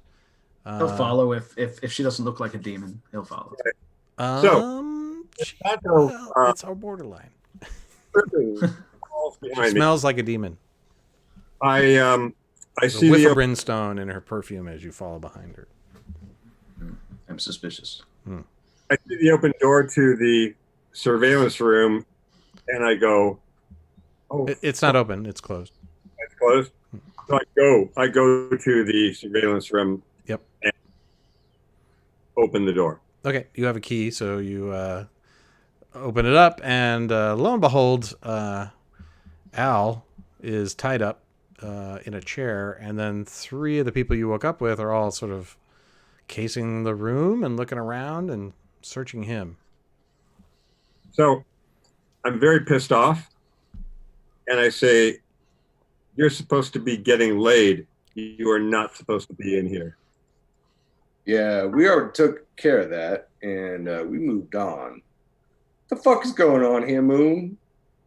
Yeah, Moon, I think you have a few questions to answer. And I say, "Have you looked at the tapes?" No. Starchild, I think you were going to check those out, weren't you? Messed up. Yeah, but I wasn't able to start any of them yet. Well, We're interrupted. this technology is a little bit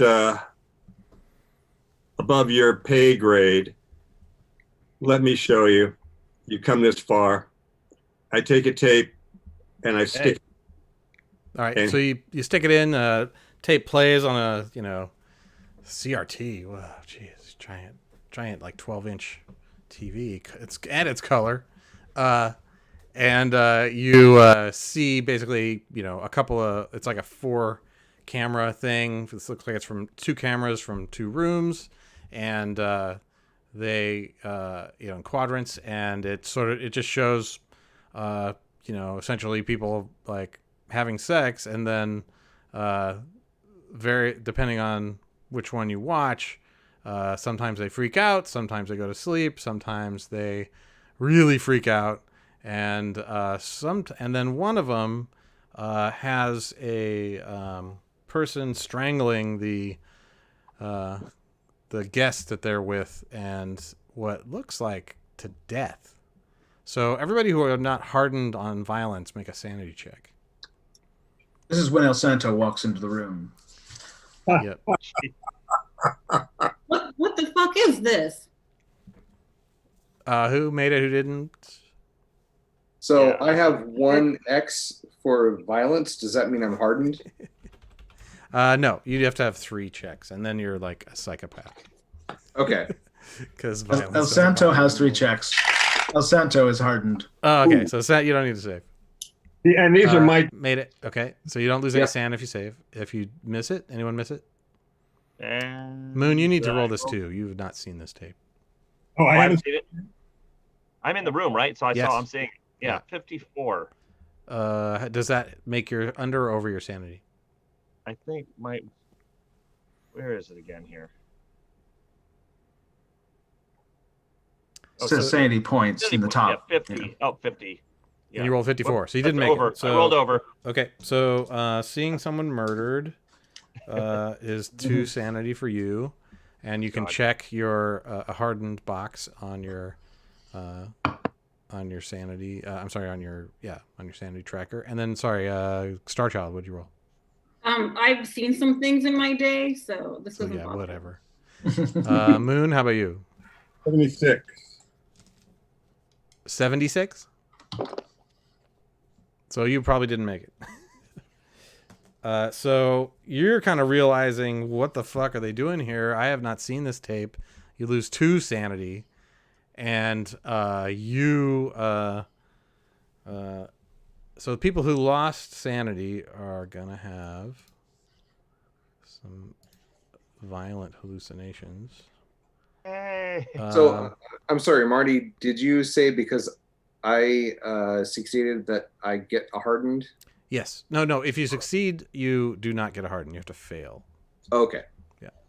And you didn't need. No, yeah, you rolled, and you rolled successfully. So people who did not roll successfully. So Doc, you feel something cold on your thigh. That's not good.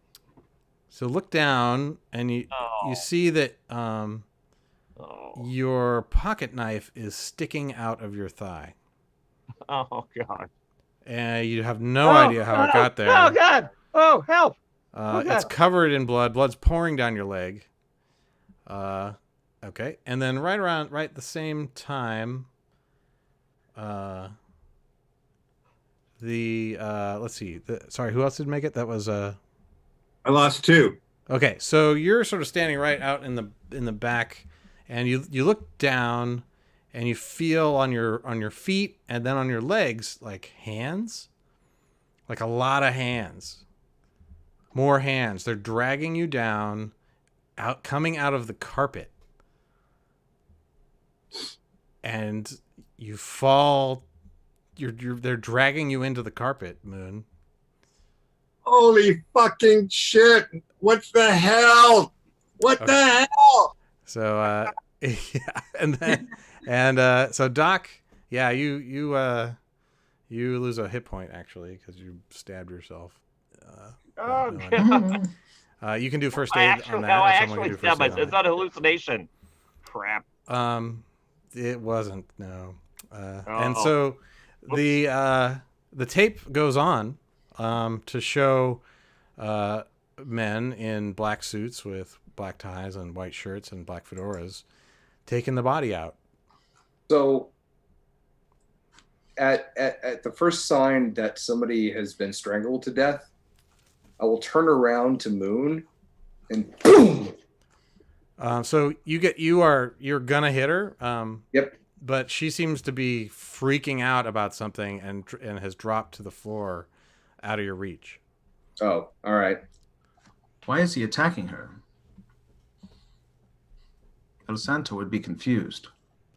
Yeah, El Santo, you're kind of like right there. Moon is just like freaking out, like almost pantomiming being like dragged down to the floor. And Tars This is is trying a to... fucking place, man. This is a fucking place. She's got to know. She's got to know what's going on here. Eventually, it kind of like you unfreak out, Moon and Doc. Why does it do that weird? And you can answer questions.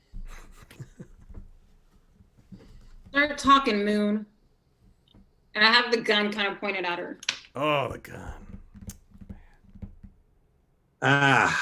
Well, it's kind of a long story, but I'm not exactly just a madam. I work for the CIA. Oh, shit. Yeah. Fucking really? Well, really? Yeah, it wasn't my first choice. It just sort of happened.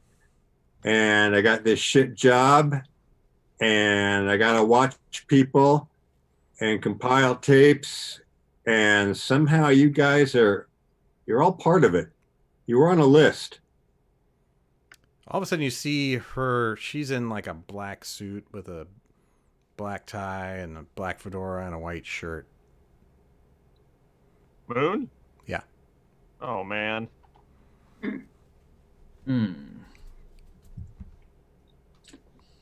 Yeah, so I'm obviously like freaked out about my leg.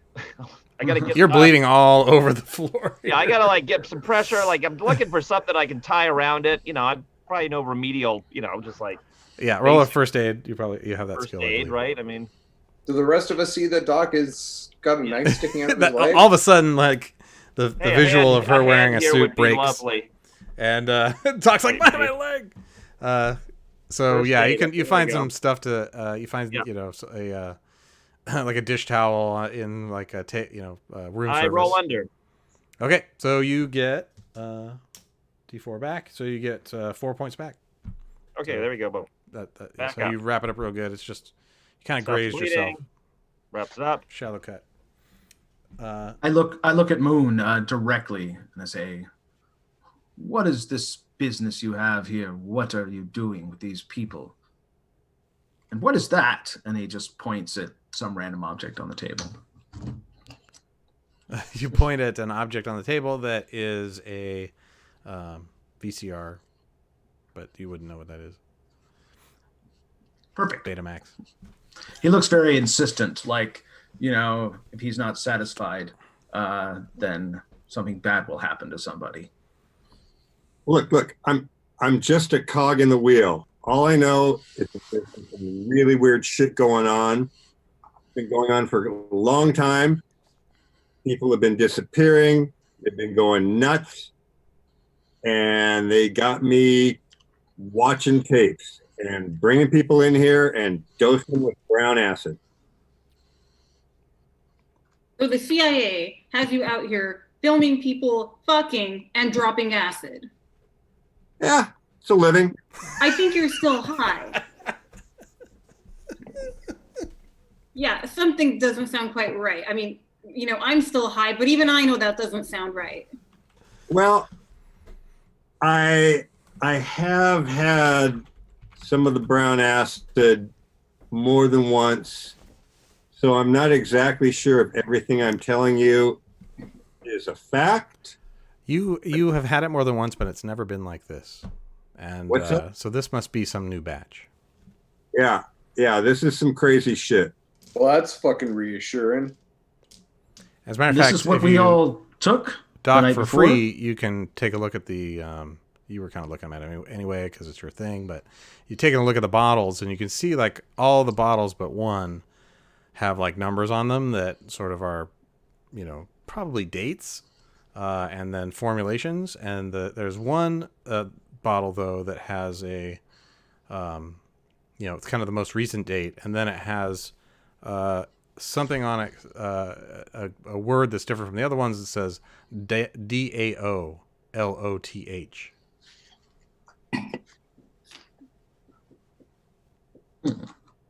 Huh.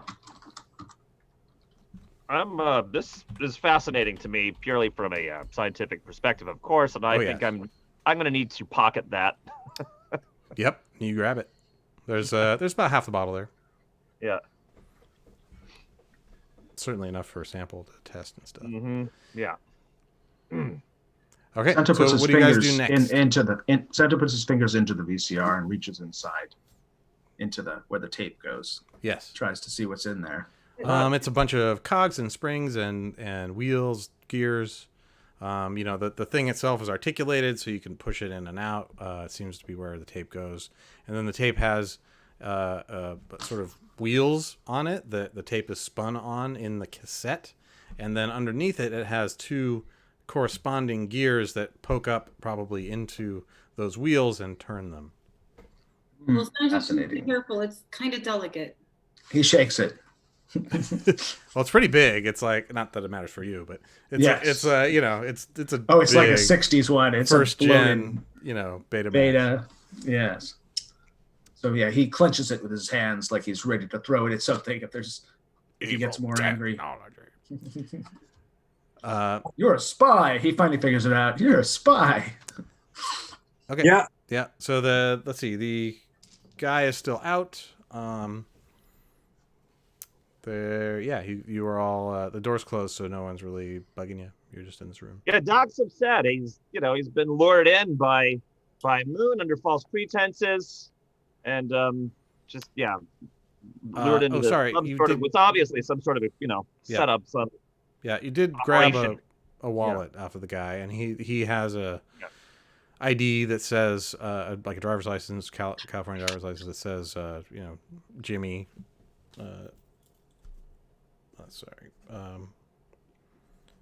Ronk.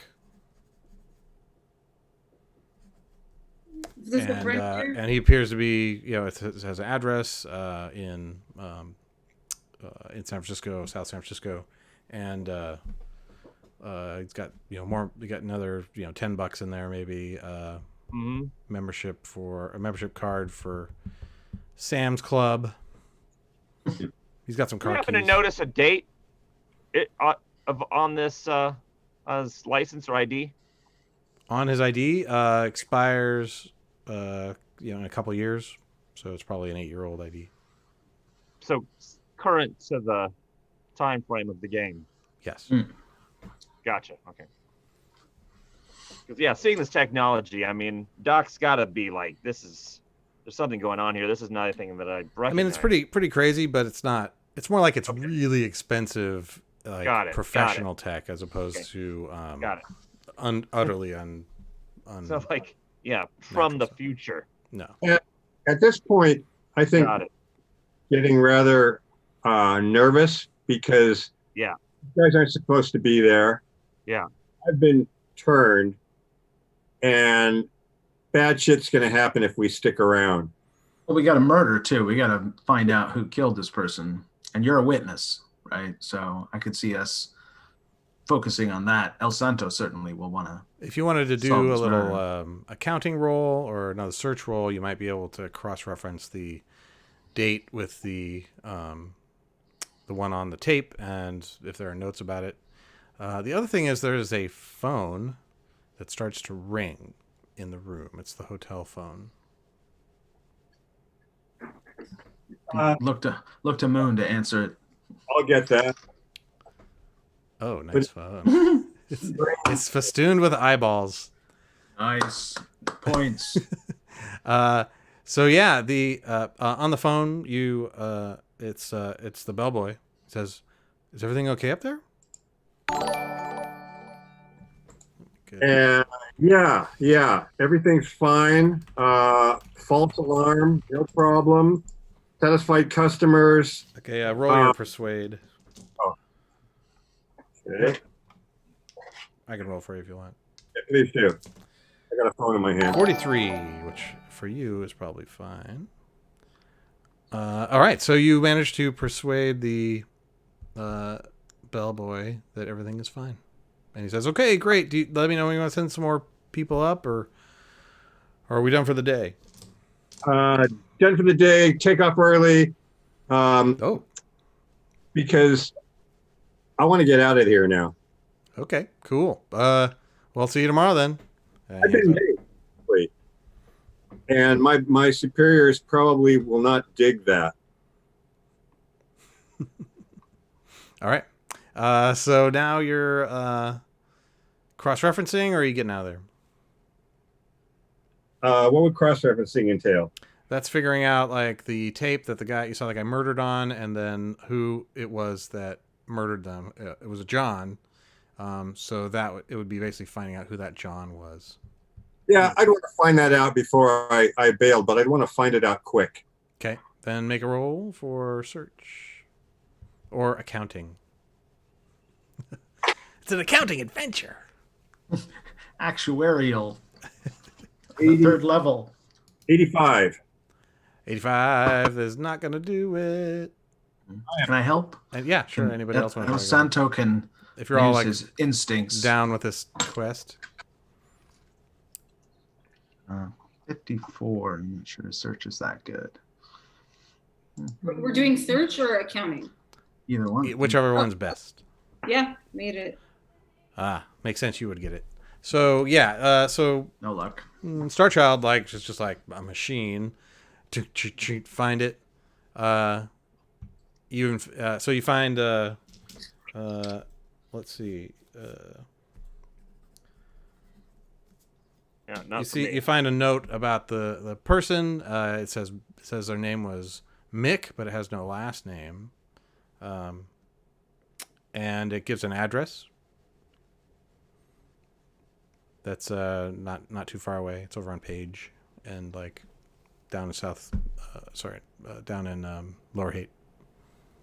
I say, let's kill two birds with one stone. Get the hell out of here, or Men in Black swoop over all of us, and let's go check out this Mick. Yeah, and Doc, that also happens to be kind of where you're at, right nearby. Yeah. I'm down. I'm down Lower Haight. It's where my lab is. The All guy right. that's tied up to the chair. Yes, Is he still unconscious? he is. Okay. Yeah, just leave him. He's no good. He's dead weight. I'll take his hat and put it on his head so that it's covering his face. Looks like Okay. So you move his hat, and you notice that there's something like on his forehead. I will look closer. So his forehead appears to have a hole in it Oh man. that goes all the way into his brain. How big of a hole? Make a sand check. It's probably about an inch in diameter. Make it.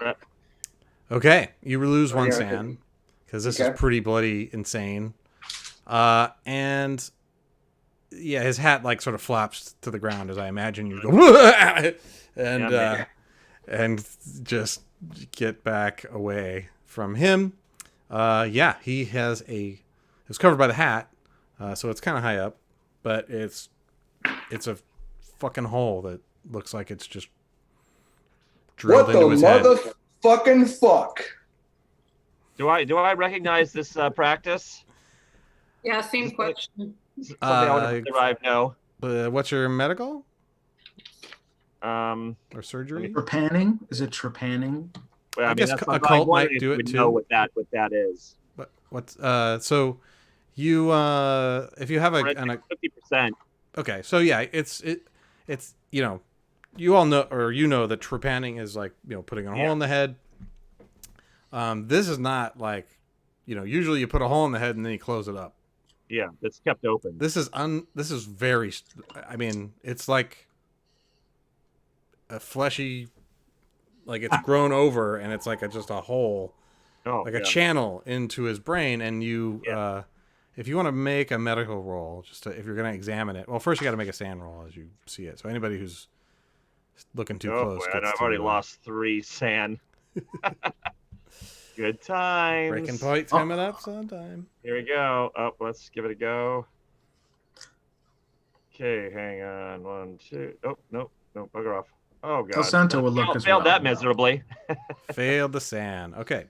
So that'll be down 4 points. Just one more. Lose 1. Anyone make it, not make it? I made this, what was you were doing a cult? Yeah. You said would work? I beat the occult, so I got to roll sanity, I think. Is it violence? Nope. Unnatural. Okay. 20. So I think I made that sanity. Cool. If you made it, you're fine. Anyone else? I got a 22. You made it. I didn't hear you, Star Child. I was rolling my occult and failed. Are we rolling sanity now? Yeah, because if you're looking at the hole, then yes. Oh yeah, I looked at the hole, and I did not like it. So no. Didn't like it? No, not at all. All right, lose 4 sanity. Ouch. Ow. So yeah, you see blood welling up and spurt all over the room, getting in your mouth. Just horrible. And then suddenly it's not. It didn't do that. Yeah. But you could you taste copper in your mouth now. Maybe you bit your tongue. Okay. Right. So trepanning. This is not trepanning. This is you don't usually leave a channel that is open to the air. It's more like Cronenberging. It's like it's like corn and apple with one of those Yeah. Doc, you wanna take a look at this if you are like an actual doc to doc, because he's got a hole in his brain. So yeah, if I lost some sand on this, I might as well try and get some information out of it as well. You might have an insane insight. 53. Whoops. Is that first aid 60, forensics 50. okay? No. First aid you can at least. It goes to the pineal gland. Ah. Okay. What's the occult angle on that? If I make the occult side of it, is there some the pineal familiar? Trepanning is usually done to release evil spirits from the brain. Of course. So you would know that. Yes. And of course, it's a dangerous practice. There's an element of medicine to it. Like, of course, if you pop a hole in a brain that's swelling to relieve the pressure, that can actually help people. And the Mayans used to do it, and it's a medical practice that is known. But the occult side of course is that if there's evil in the brain, you can trepan to let it out, and it is said to give enlightenment because you are exposing the inside of the brain to the radiations of the universe that is usually protected from. I explained that verbatim to everyone for everyone at home.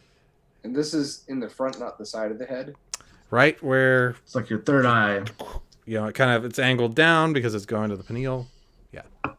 And of course the pineal gland, you did pretty well in your roll. So pineal gland is thought to be the seat of this. Well, medically it's known to be like the source of hormones in the brain and the body. And it's also thought to have occult powers. And some people even think it's the seat of psychic powers, where you can develop your pineal gland to allow you to see, tell a distance sight. So remote viewing, it's also known as psychic powers, mind reading, all that sort of thing, all associated with the pineal gland. Mm-hmm. Even telekinesis and psychokinesis and other. I found this guy's wallet. I'm gonna open it up. Look Yep. for ID. I described before. It has ID. It has about $10 in it. Has a Sam's Club card, and it says his name, which is Jimmy Ronk. Okay. But there's not much else in the wallet. Okay. Leather wallet. Guys, I really think we should get out of here. We're the Yeah, I'd say I think I'll lead the way and make sure it's safe as we try to pour out of this place. I think I Okay. agree. You succeed in leaving the room. The hallway's empty. Yes. Start. Oh, before we leave, I'd like to grab one of the brown acid vials, and one of the MG12 Midnight Climax tapes. Sure. You want to grab the one that has a murder on it? Yes, that one Okay. specifically. You got them both. You noticed that there was only 11 of those bottles when you grabbed yours. Mm-hmm. So. Okay. Oh, okay. Got it. And then moving on, we're going to take a break and come back and see, now that the investigation has really begun, we have a murder, we have drugs, we have sex, we have video tapes. Oh my god. Got the CIA, man. CIA is involved. All right. And so with that, we'll take a 10-minute break. We'll come back at 10:16. And I'm really glad having everybody here at Midway Tabletop. We will see you soon with the next step of Death of Hippie. peace, man. Peace. Love. Trepanning. Brown acid. Marty, being new to all this, do you have like some book that says every, what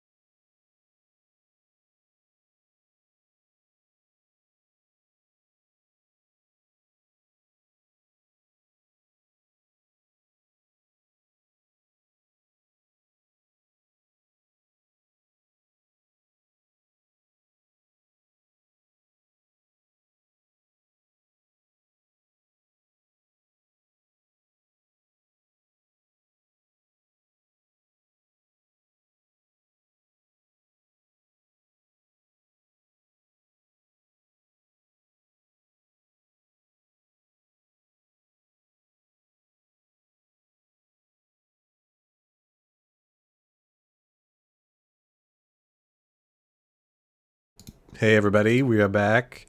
Cheers, what's up? Okay. So, thank you for keeping on. Appreciate you watching the commercials, support the stream, of course, and Marcus Flores is on fire with the gifting. Oh my goodness, so many submissions, so many submissions. So many subscriptions and giving away emotes, and oh man, you're amazing. Thank you so much.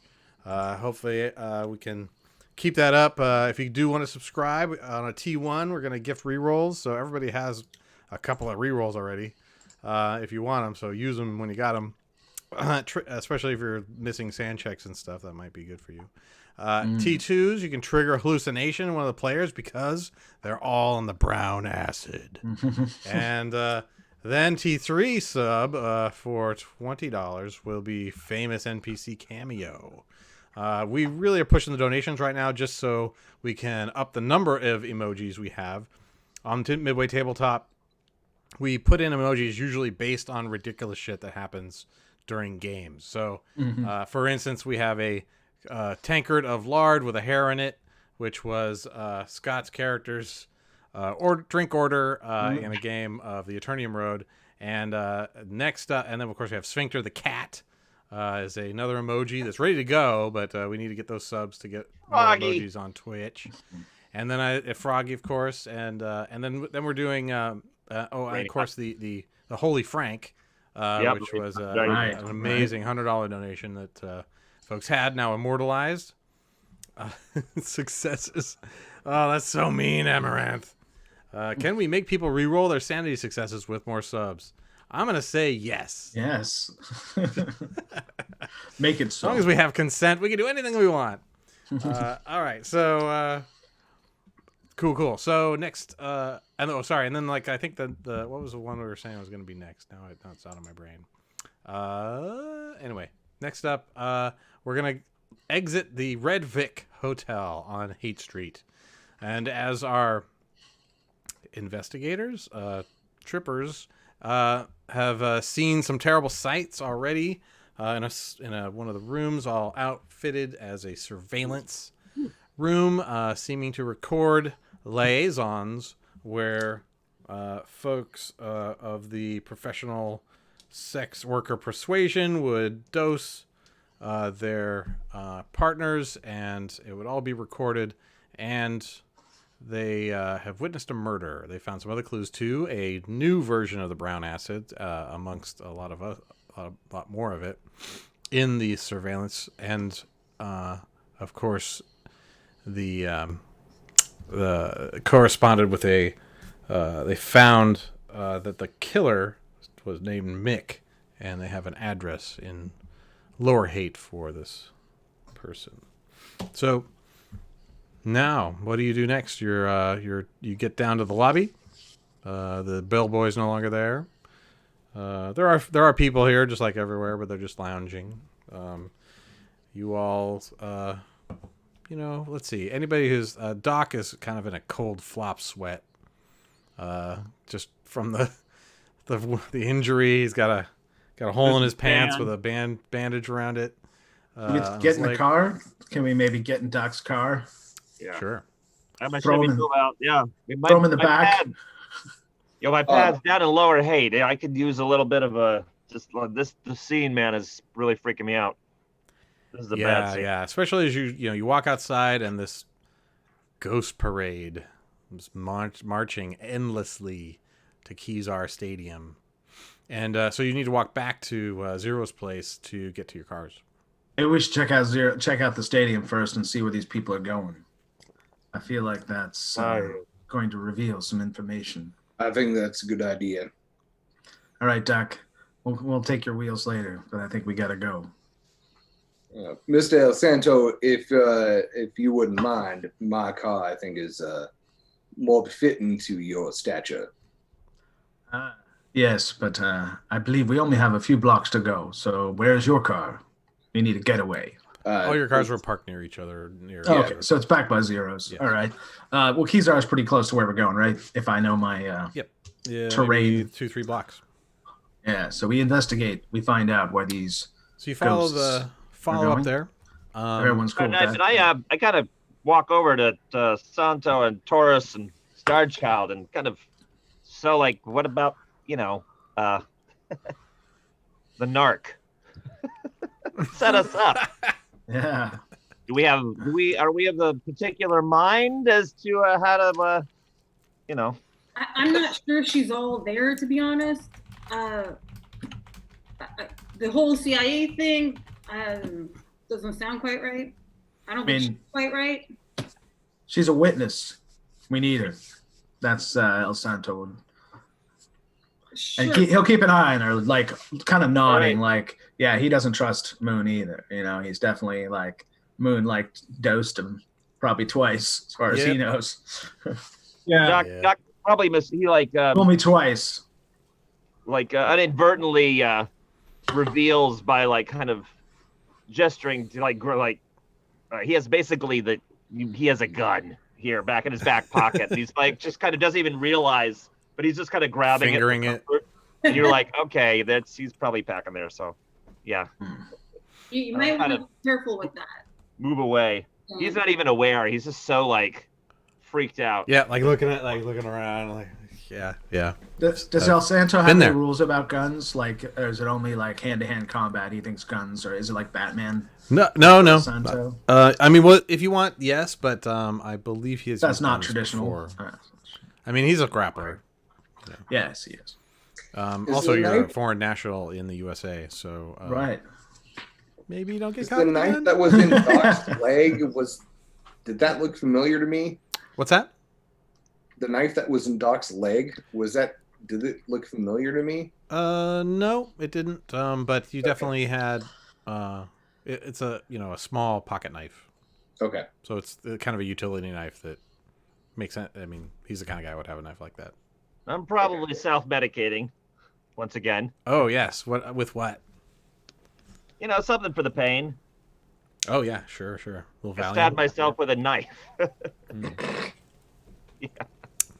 No fentanyl yet, though. No, not yet. It's gonna be stuff. God, the beauties, right? Something. Poppers, beauties, reds, uppers, downers. Stingers, wingers, stingers. Okay, so Moon, these folks, the four of them are sort of walking ahead of you. What do you do? I'm walking behind Moon. Oh, okay. So They're keeping an eye on you. Yeah, I'm part of this pack now. I did not know the extent to which the nefariousness was going on in this place. I didn't know anything about murders. So are you like, hey guys? job was dose him, get him laid, take some movies, but I didn't know anything about murders. I didn't know anything about pineal glands or ghost parades or any of this shit. So I am curious about what's going on. I do not want to go back there because I know that once I'm made, I am fucked with my CIA superiors. So I'm really with these guys now. Whether or not they trust me, safety in numbers, the devil I know. Right. Works for us. We'll have you. We need There you. it is. Is that Yes. Froggy with glasses? How did you? Someone post that? What is the? Oh my God, that's amazing! I don't know where that came from. Good job, Marcus. Okay, deal with it.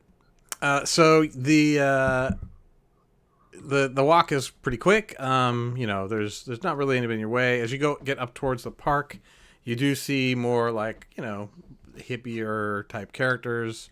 People just kind of hanging out, smoking weed on the grass and all that kind of stuff up at the really top of Haight. And you make a quick left.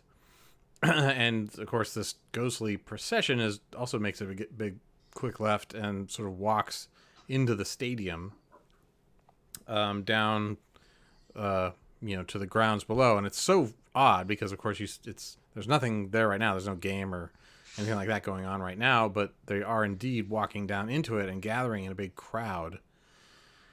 And you notice that there, as you get closer, there is a large there's sort of a 6 hippie-looking guys who are like, you know, strong, and they're carrying a coffin. And the coffin is ghostly as well as they are. You can't really see into it though, and it's being carried down the steps of Kezar Stadium to the center of the place, and that seems to be the whole the cycle that you're seeing. They carry it down into the center, and then it resets. So you guys are essentially in the stands or on the you know, maybe halfway down, and you're able to observe from there. They walk these pallbearers are like carrying this coffin. You know, they're total hippie dudes. They're not in suits or anything like that. They're just wearing, you know, like leather vests with fringe, or, you know, just a floppy, you know, kind of pork pie hat, or you know, necklaces or shirtless. Barefoot, all of them, and so as you get closer, they get down to the center there, and they hold the coffin up, and then everything resets, and they're back up at the top, and they march down. Huh. Does the crowd react at all to this? The crowd's sort of fills it out. They have their signs. They're like, rah, rah, you know, it's definitely a big. There's some sort of chant going on. You can't really hear it. You can kind of hear the, you know, it's like you're hearing it underwater. Is, And the chanting definitely gets more intense as they hold up the coffin. But then it resets. Do they reset at the same moment that the coffin procession does? Yes. is the coffin open or closed? Closed. And Is this a phenomena that like we're only seeing? Like, Yes. Yeah. There are other people here. They're sitting in the stands smoking, you know, just hanging out. And people walk right through them. The ghostly procession walks right through them. So somehow something's occurred earlier that's attuned us to this phenomena. Whereas Well, you can others... roll. Let's see. You can. Anybody has a cult, they can roll to just understand this. Oh yeah, and then you can also roll if you have a cult on the name Dowloth. Yes. 2 separate rolls. Yeah. Okay. Yes. 38 out of 50 for a cult. Okay, so this definitely is. No. You've heard about ghosts, you know, and so you're like, is this a ghost? Is it a vision? Is it the past? Maybe it's not the past. Maybe it's the future. You know, future visions like this, or like usually it's in a flash and only one person can see it, but something about whatever you guys are on is showing you the future. That's what you think. Sorry, anybody else make it for the Dowloth? Do we need to make 2 separate? 2. Yes. Okay. So make a second one. Ought 2 on 50. All right. So, you have heard of that? It's like probably some kind of demon, or like you've heard, it was like in a medieval bestiary or something like that. Like it's one of those like power spirits, or, you know, conjured by occultists to make a deal. You know, it's like, you know, Asmodeus or Beelzebub, Dowloth. You know, it's in books like you know, John Dee kind of bestiary of hell and that kind of stuff. Okay. Bad guy. Got it. Does it seem like we're seeing something that's going to happen, and we're walking down and we're following this through time as the procession reaches an end? Does that mean if we go upstream the other direction, would we maybe find some clues about what happened? If we Interesting drive back idea up Haight that Street? maybe your physical position is changing the view on the time loop and the that timeline. So if you're we watching. if we went back up Haight Street, maybe we'll see what started this mess. And that's Origin of the that's in the tree. direction of where Mac is. Or if you go closer to where the center, you might see Yeah, we more of it. can go to the end first while we're here, unless we think we're all going to die if we do that. I say we go get a closer look. Okay, so you go down to the basically right next to the pallbearers, unless you want to go be further away than that. And as you move, the loop does indeed extend longer into whatever is happening here. And when you essentially get to the point where you start to see it, they raise up the coffin. The coffin lid levitates off of the coffin, and then a body comes out of it, which is like a very strange looking. It's transparent, obviously, but it's sort of a ritually prepared body of some kind. It has these coins on its face, two coins on its face, not on the eyes, but on its cheeks that seem to be bejeweled. It has like a phylactery or a big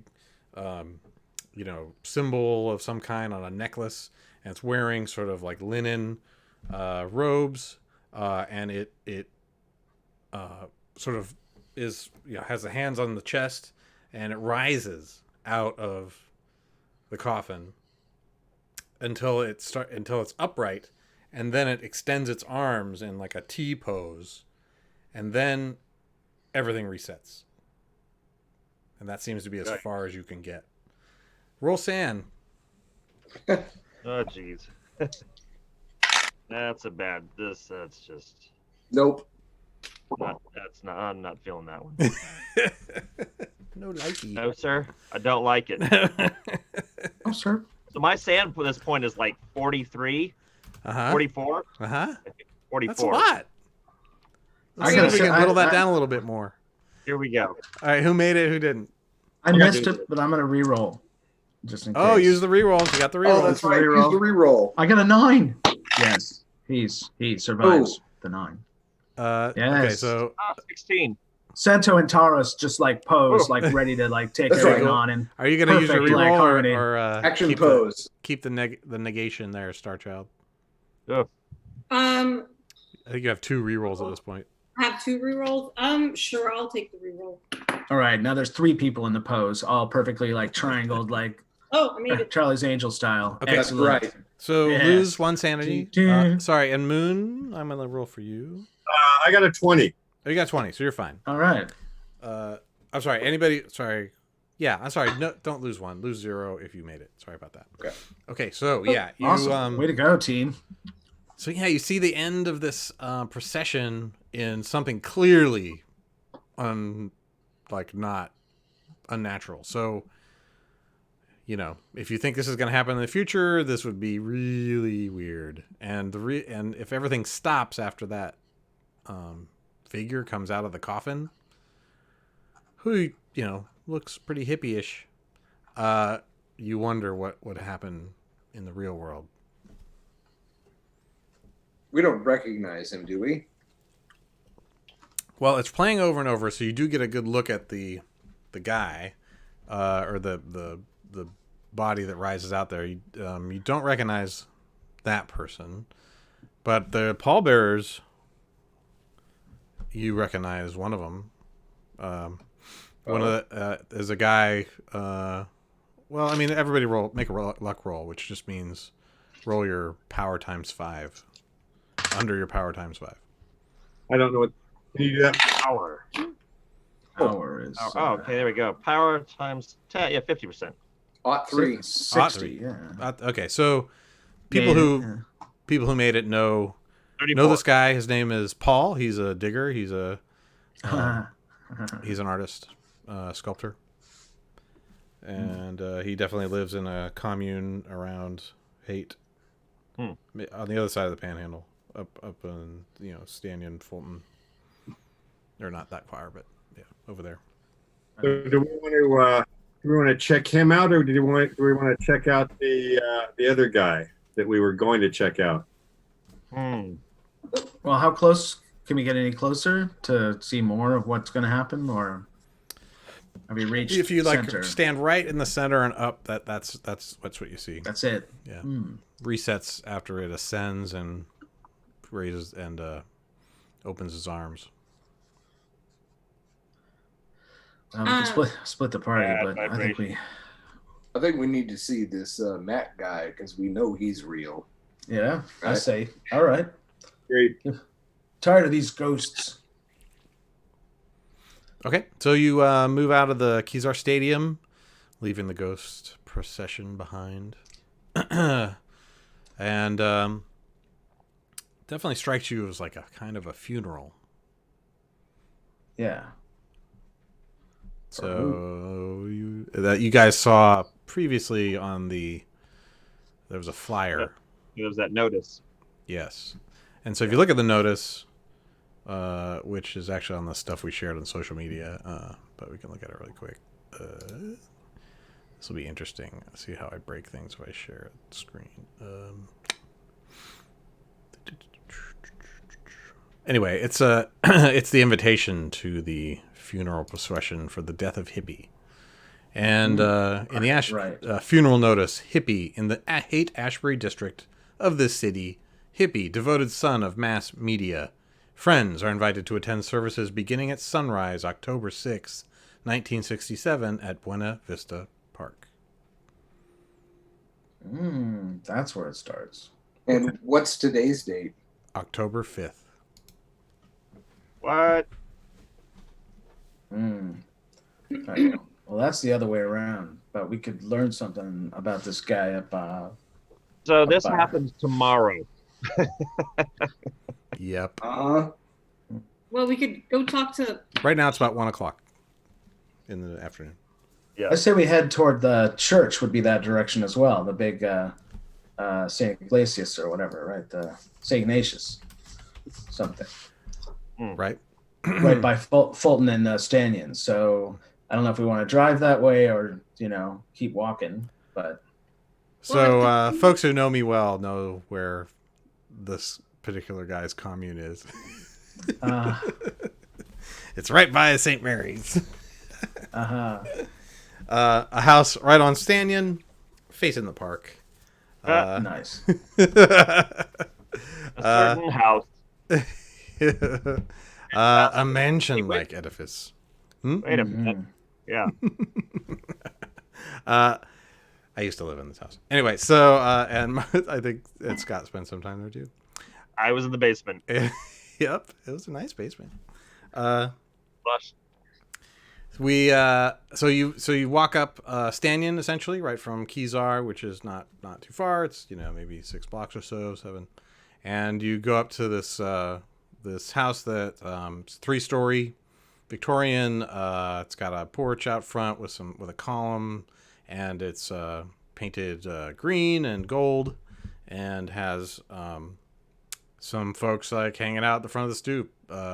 Bunch of a couple of girls, couple guys, youngish. They're just hanging out there, watching people go by and just enjoying the fresh air and the afternoon sun of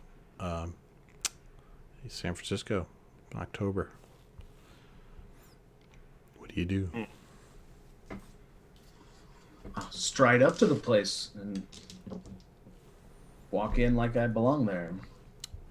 Okay, yeah, they just say like, "Oh, hey, how you doing?" Like one guy's got like long hair and braids, like the girl's braiding his hair. The other girl has like flowers. It said, "How's it going?" Oh, it's going really good. Here, have a flower. And this girl hands you. Oh, thank you. And Daisy. I'll put it in my hair. Nice. And so yeah, you walk in. There's a foyer. There's stairs up. There's an office to your right, and sort of wet bar. There's some folks just kind of lounging there. There's another poster board there with with some notices and flyers. There's a sign that's just sort of hand painted that says Digger HQ. Mm. Do we see flyers for the funeral tomorrow? You do. There's one posted on the board. Okay. And There's other Paul stuff lives here? there's one about the free store. There's one about yeah. I mean, you can search the board if you want to see more about what's there. So who died? Hippie? What's Is that? it- Yeah. His name is Hippie.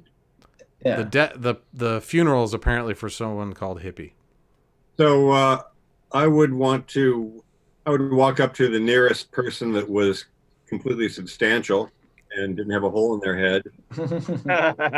There's there's good 5-6 people Prerequisite. all hanging out here. They're listening to music, and there's one guy who's like learning Grateful Dead tune as the record plays. I would ask the Grateful Dead guy how Hippie died. He looks like he says, "Oh, hey, how you doing? How Hippie died. Oh, well, it's mass media, man." And then other people hear that and they're like, yeah, mass media killed Hippie. And I say, Goes back to playing.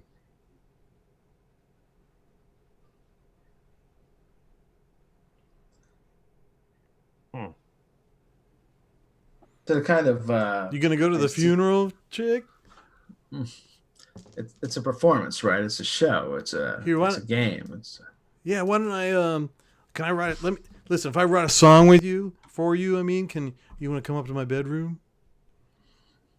who's he talking to? You. I give him some brown acid. He's like, "What?" So what do you give him, a sugar cube or something? Yeah, I have got So a you take out a tin. tin that has 6 sugar cubes, and I give him. He's like, "Oh yeah, oh shit, yeah." He like just puts his tongue out for you to put the sugar cube on. I set it on his tongue, and Oh, you're the best! Wow, super hot. Have you ever had sex on acid? it's the only way that I have sex. Oh yeah, man! Yo, you're the coolest. Okay, he eats the cube of sugar, and immediately goes, and it like hits him real fast, and he sort of flops over and stares at the ceiling, and the guitar tumbles to the floor. All right then. There's a guy, Paul, that lives here, right? Were you looking for Paul? That was the person. That's what you think, Who yeah. knows where he You got is, you so- and Eve heard that he lives here. Yep. So we'll try to find Paul, right? How do you do that? I take Is this Paul? Just yell at the group. Hey, Paul! Oi! Why don't we ask some of the people sitting on the steps? Okay. Well, you yell, and you're kind of right there in the foyer anyway. They're like, "Hey, what? You're looking for Paul?" So Yeah, the girl man. gave You the seen him phone. around? Yeah, but he hasn't been around here. I mean, I don't know. He's probably like doing his studio or something. He's putting on the funeral. I thought the funeral was tomorrow. Well, yeah, but they're like prepping and whatever. Oh, Where is shit. this studio? I don't know. Where? Another mystery. I don't know. Maybe go ask to the free store. Sometimes he's there. That's like more where all the diggers are. All right. Hey, you want to buy some pot? No, man, I got plenty. Thanks, though. Doc Okay. might, though. He's a bit short Hey, today. you're pretty cool. I'm very cool. Pretty yeah. cool though too. Do you wanna go upstairs? I got to take a rain check on that. I got some very important. Okay. Yeah. business to No, do. it's fine. Cool. Whatever. I'll check you out later. Okay. She's a little hurt. Oh, baby, don't be like that. Okay, she feels better. All right. Yeah. So, anything else you want to do here at the? Hey, to go after the diggers and go into the free store. Maybe. Yeah. Yeah, I don't think Doc's feeling, peddling any wares here. He's just, Before we Saw some leave, whores. These are Yeah. definitely some customers for sure, though. Right, yeah, he's going to take note of that for sure. All right. So you head down back to Haight. Go to the free store. Free Yep. store is Find this ball. is right up in the first block of Haight there. So Yep. you're gonna it's on the It's a short walk. right side facing the and you walk through the Panhandle, of course. Like it's got people just like laid out. It's a super nice day. Everybody's just chilling and just playing music instruments. So there's a drum circle, of course. There's a drum circle, and you move past that to the shops, Haight Street. Go past that and come to the free store. So the free store is a storefront. It's got sort of a display of mannequins in the front of it that are all dressed in kind of hippie fashion. It says free store out the front and a big wooden sign, and the inside of it has like it's kind of a thrift store really, except you can take anything you want. And there are people there who are just kind of hanging out. There's folks who are soliciting donations to support the store if people want to do that. Like every other store on Haight Street, there's a big section in the front with all the flyers and posted up printed stuff. And there's some people picking through like clothing and different household items. There's pretty much anything hippie-ish you can find here. There's incense you can buy, or not buy, but take. There's a whole section for produce that, as we mentioned before, is probably either stolen or dumpster driven, sourced from dumpsters. And then presiding over it all is like an older lady who's seems to be just straightening things up as she kind of goes through and keeps an eye on everybody. She says hello. It says, "Hey, how you doing? Listen, you can take anything you want. It's free store. Fuck capitalism." Has Paul been around? We're looking for Paul. Oh yeah, I saw Paul yesterday. He grabbed some stuff for the funeral. what do you grab? He grabbed some like white clothing, and like some beads and stuff. Any coins? Nope. I mean, I'm coins. Like we don't have money here, man. Namaste, sister. Namaste. Namaste. Do you know where he went afterwards? No. I mean, he just said he's working on the funeral. Do you know where the other folks are working on the funeral for? We're trying to catch up to Paul. Okay, I can tell him what's your name. I can tell him you're looking for him if he comes in. I'm Taurus, and this is Hi, Doc Taurus. over here, and this is Mr. El Santo. This is Star Child, Wow, and nice mask. and- yeah, it's beautiful, man. We're And doing this good is, work here. You are helping people. We support that. Well, thank you so much. We're trying to smash the patriarchy and get people used to not using money, because man, money is the Right root of all on. evil. It is indeed. It is. Smashing things is my game. Well, listen, it's obvious you all are pretty cool, so there's gonna be a party tonight if you want to go check it out. Hell yeah. And Paul will probably be there too. I mean, who knows? It's gonna be at the Commune of Light, and it's gonna be the after party from the show at the Paradise Theater. The Coquettes are gonna do a big show. Uh-huh. Yeah, it's gonna be wild, man. Totally wild. Thanks for the invite. It sounds like a time. Yeah, We must sometimes get tickets. Hyacinth comes in here to get stuff that fits her. Really? Fantastic. And as a matter of fact, she goes over to the flyers and she's like, "Yeah, check it out. There's the." So yeah, it's like some kind of Halloween show at So you know the Paradise Theater. Mhm. It's a nocturnal dream show. It's put on by a lot of it's starting to become pretty famous. But for many years, it was a drag show that was pretty underground, and then they would show underground movies at the theater. But yeah, this is the Halloween Horror Spectacular at the Palace Theater in Columbus and Powell. Mask of the Red Death, the Cat and the Canary, Bluebeard, costumes, cartoons, and prizes. And then there's a phone number. I hate to sound like a CIA agent. We're kind of chasing our tails, hunting down this Paul guy who might be a ghost tomorrow and might not be. What about the actual dead guy on the videotape? We want to check that out. That's why we left in the first place. Yeah, good point. It was, but I don't know. How close are we to that Sure.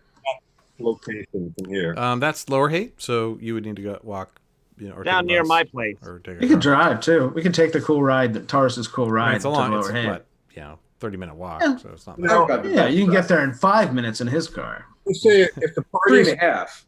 Three and a half. let's check that out, and then we'll catch Paul hopefully at the party tonight. Sure. Cool. We'll see you. All right. Take it easy. You guys want to take anything or leave anything?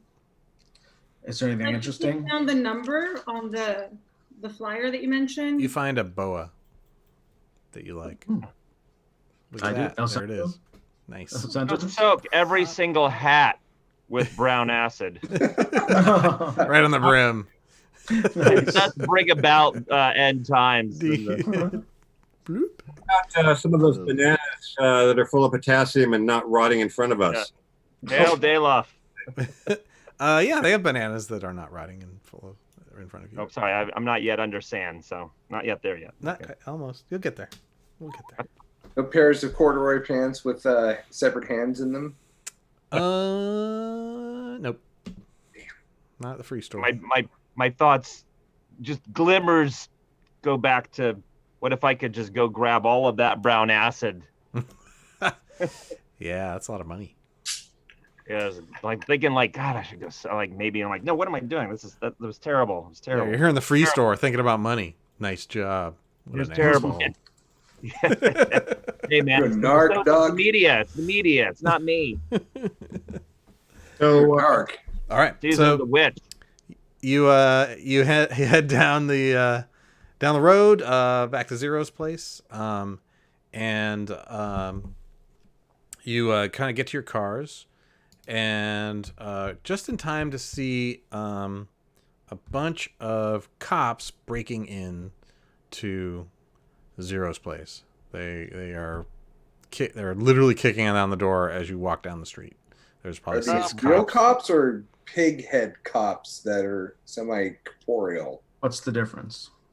Really good point, El Santo. It's interesting. Ask that they have pig heads, but they are solid, and they kick down the door and That's rush inside. upsetting. We must defeat them. We must stay away from them. I don't Hell think no. Fuck that shit.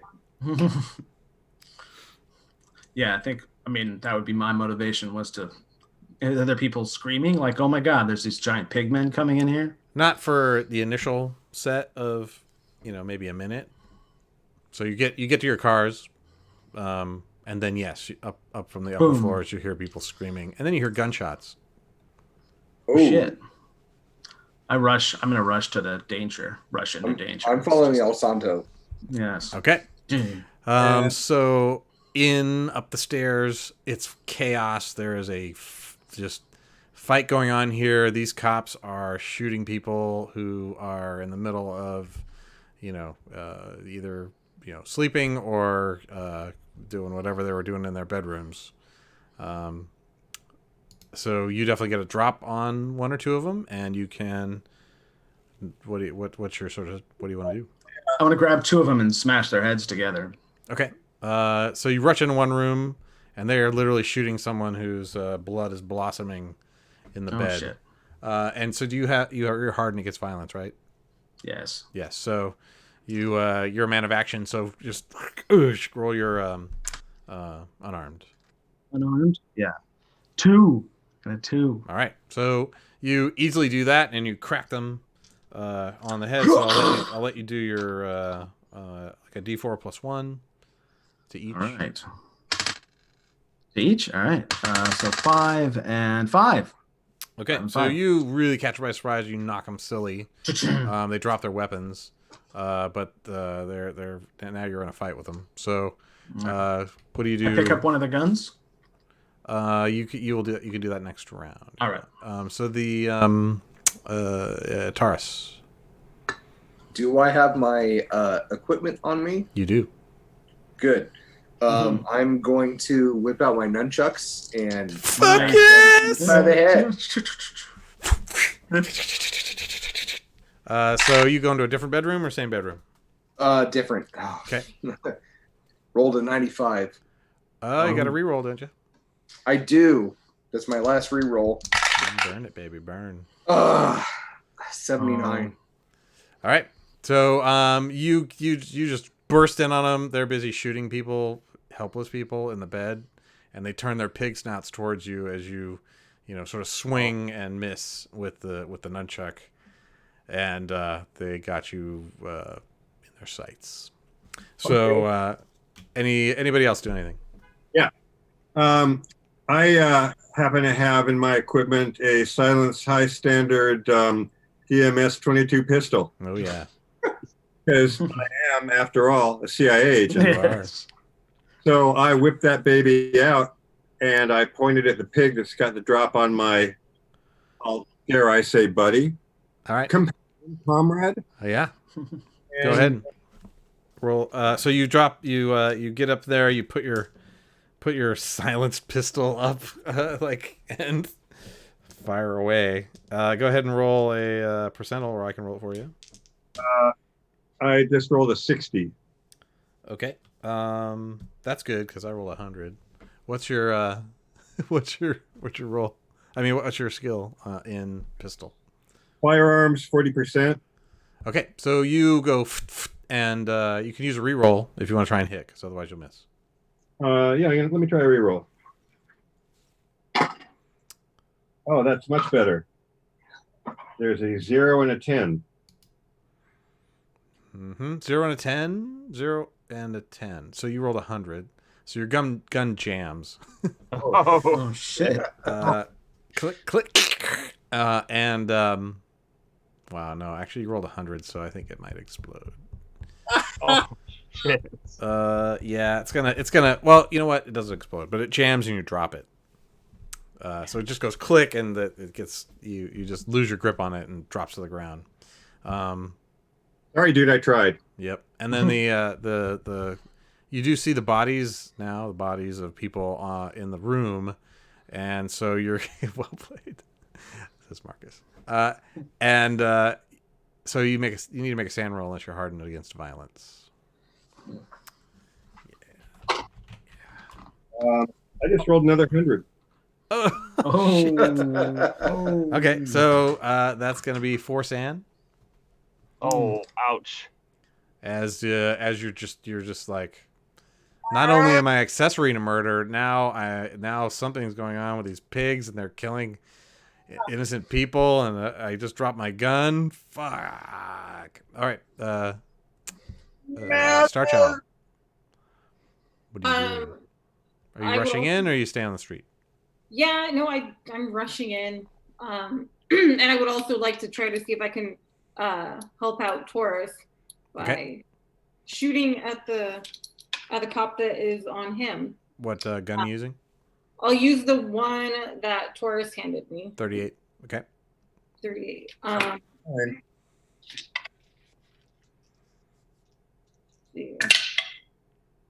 Okay, so I made my firearms. Okay, so you hit one of the cops. Roll D8 plus D8 for damage. 7. Oh shit. Okay, so you plug one of the cops right in the face, and he goes down. Nice. The sort of pig snout flying. You shot his snout off. Oh. Are you hardened to violence? Thank you. You are, I think. Yes. Okay. So, Doc. Yeah, Doc's gun is purely a protective measure. I doubt he's never used it. It's just to I don't even know. I doubt it even has bullets in it. Sure. He's a chemist. I mean, So you're kind of nervously waiting outside. In. This is insanity. Yep, it is. This is a super bummer, man. Their donation for shots. Jesus God, I can't let them go in by themselves. I'm just like, oh God, do I have real bullets in my gun? The chat is saying your knife has seen more action than your gun. Yeah, right. I mean, I'm like, this is madness. But I can't. My friends, I'm like, oh God, this is okay. All right, so you're just kind of worrying, shivering. You're hearing gunshots up there. You're hearing screams of pain. You're just it's a bit of a freak out actually. Yeah, so he's popping a Black Beauty and maybe edging slightly closer, examining his cowardice versus his courage. All right, so let's see. We are on round 2. So the cops are finally reacting, but they're gonna go after you guys because you guys are the PCs. So Moon, what do you want to do? Grab your gun, maybe. Yeah. I still have 5 hits of acid that works immediately. That's true. So you're gonna tackle a cop and feed it to him. Acid in their eyes. I jam one nose right up the snout. Yeah. Yeah, there you go. Okay. Roll your unarmed skill, and I'm gonna roll its. Yeah. Roll. But this cop is a bastard, by the way. They're all bastards. True. Took the words right out of my mouth. All right, what'd you roll? Oh, I thought you were rolling. Oh, well, I can roll for you, sure. Okay, you made it, and it didn't, so you shove that thing in it, and it is now a high as fuck pig cop. All right, incapacitated. So both of the cops are in the room with you. They're Taurus are incapacitated, and then so what are you gonna do next? I'm gonna swing my nunchucks at him. They're both one guy's dead, one pig is dead, and the other pig is hallucinating on the floor. I saw El Santo go into another room. Is that Yes. right? Okay, I'm gonna head into that room. All right, so you see him facing off against 2 cops who are turning around, who are a little dizzy, and you can attack them now with your nunchucks if you want. Oh yes. All right, so you both square off, and of course El Santo's used to tag teaming. So This is melee weapons, right? And they slap, high five each other as he comes in. Lot 7. ooh, smash! All right, so you're gonna do damage for nunchucks. I think I gave you the damage. You did. 6 + 1. Is there a damage bonus? That would be the +1. Okay. 1 + 1, so 2. All right, so you clip one of the cops on its arm, and it doesn't like that. 7, so yeah. I got your back, brother. Cool. So let's actually go to El Santo. All right. I want to grab one of the guns that fell to the ground and smash the guy over the into the ear. Pistol whip him. Pistol whip him with his own gun. Nice. All right, you can easily grab the gun, so just roll your melee. Right. Melee. Let's see, 66. I don't know if that's good. It's not unarmed. It's the same as unarmed, right? Oh no, Yep. melee is 50. So he would miss. So it's 50 with that. Do you want to reroll? Sure, I'll use my last reroll too. It's cinematic. Oh, I got 100. No. So- Okay. So you go to hit him, and the gun goes off. Bang. And who does it hit? It's gonna hit the other cop. You got They're lucky. dangerous. Okay, so, it actually, so you actually like hit the guy with it. It goes off, bang, right against that guy's ear. So he's messed up, and you're deafened actually. But you do shoot the other guy who had very little hit points left, and he goes down like a sack of piggy potatoes. So are there any I say, guns are very dangerous. Very dangerous. Just at home. Okay. Let's see. Who has? I believe we have Stardust. Sorry, not Stardust. Starchild. Are there any even left right now? There's one guy standing, fighting both. He's facing nunchucks and the fists of El Santo. Okay. Yeah, I'll shoot. Why the heck not? Let's do it. Boom. Roll. Oh, apparently not that time. Yes? 6 out of 50. Yeah. Okay, so it's a fracas. What are you gonna do? Okay, so that cop snorts, and he doesn't have a gun, so he pulls his billy club out and just goes after El Santo. So El Santo, go ahead, roll your unarmed. This is a contested roll, so you want to roll as high as you can, but still under your skill. 68. My skill is 70. Hey-ho! Yes. So yeah, that easily beats. He rolled a 20 and he only has a 30, so he succeeded, but not as well as you did. So you just grab it out of his hand. He just goes, "Ugh," and you're like, "I'm a fucking wrestler, motherfucker! What the? You're hitting me with a baton?" Yeah. Friday Night Fracas. I smash it in half. Yes. Yeah, just over your knee. Exactly. He's just like, now he's still down. Okay, and then you hear gunshots from further down the thing because there are two more guys. Do you, Doc? Do you recover your composure at all? Yeah. I'm like, okay, let's just do this. I'm gonna head in. Okay. You head in and down the hall at the end of the second floor. You kind of see on one side and the other side there's rooms and there's both your friends and looks like fights are kind of wrapping up in there. But then there are two cops coming at you, front who are like peeking into the hall from another bedroom down the way, and so they are they say freeze and hold up their guns at you. Yikes! Can I just duck into a doorway? In one of the Weirdly, rooms? they have they're talking, but they have pig heads.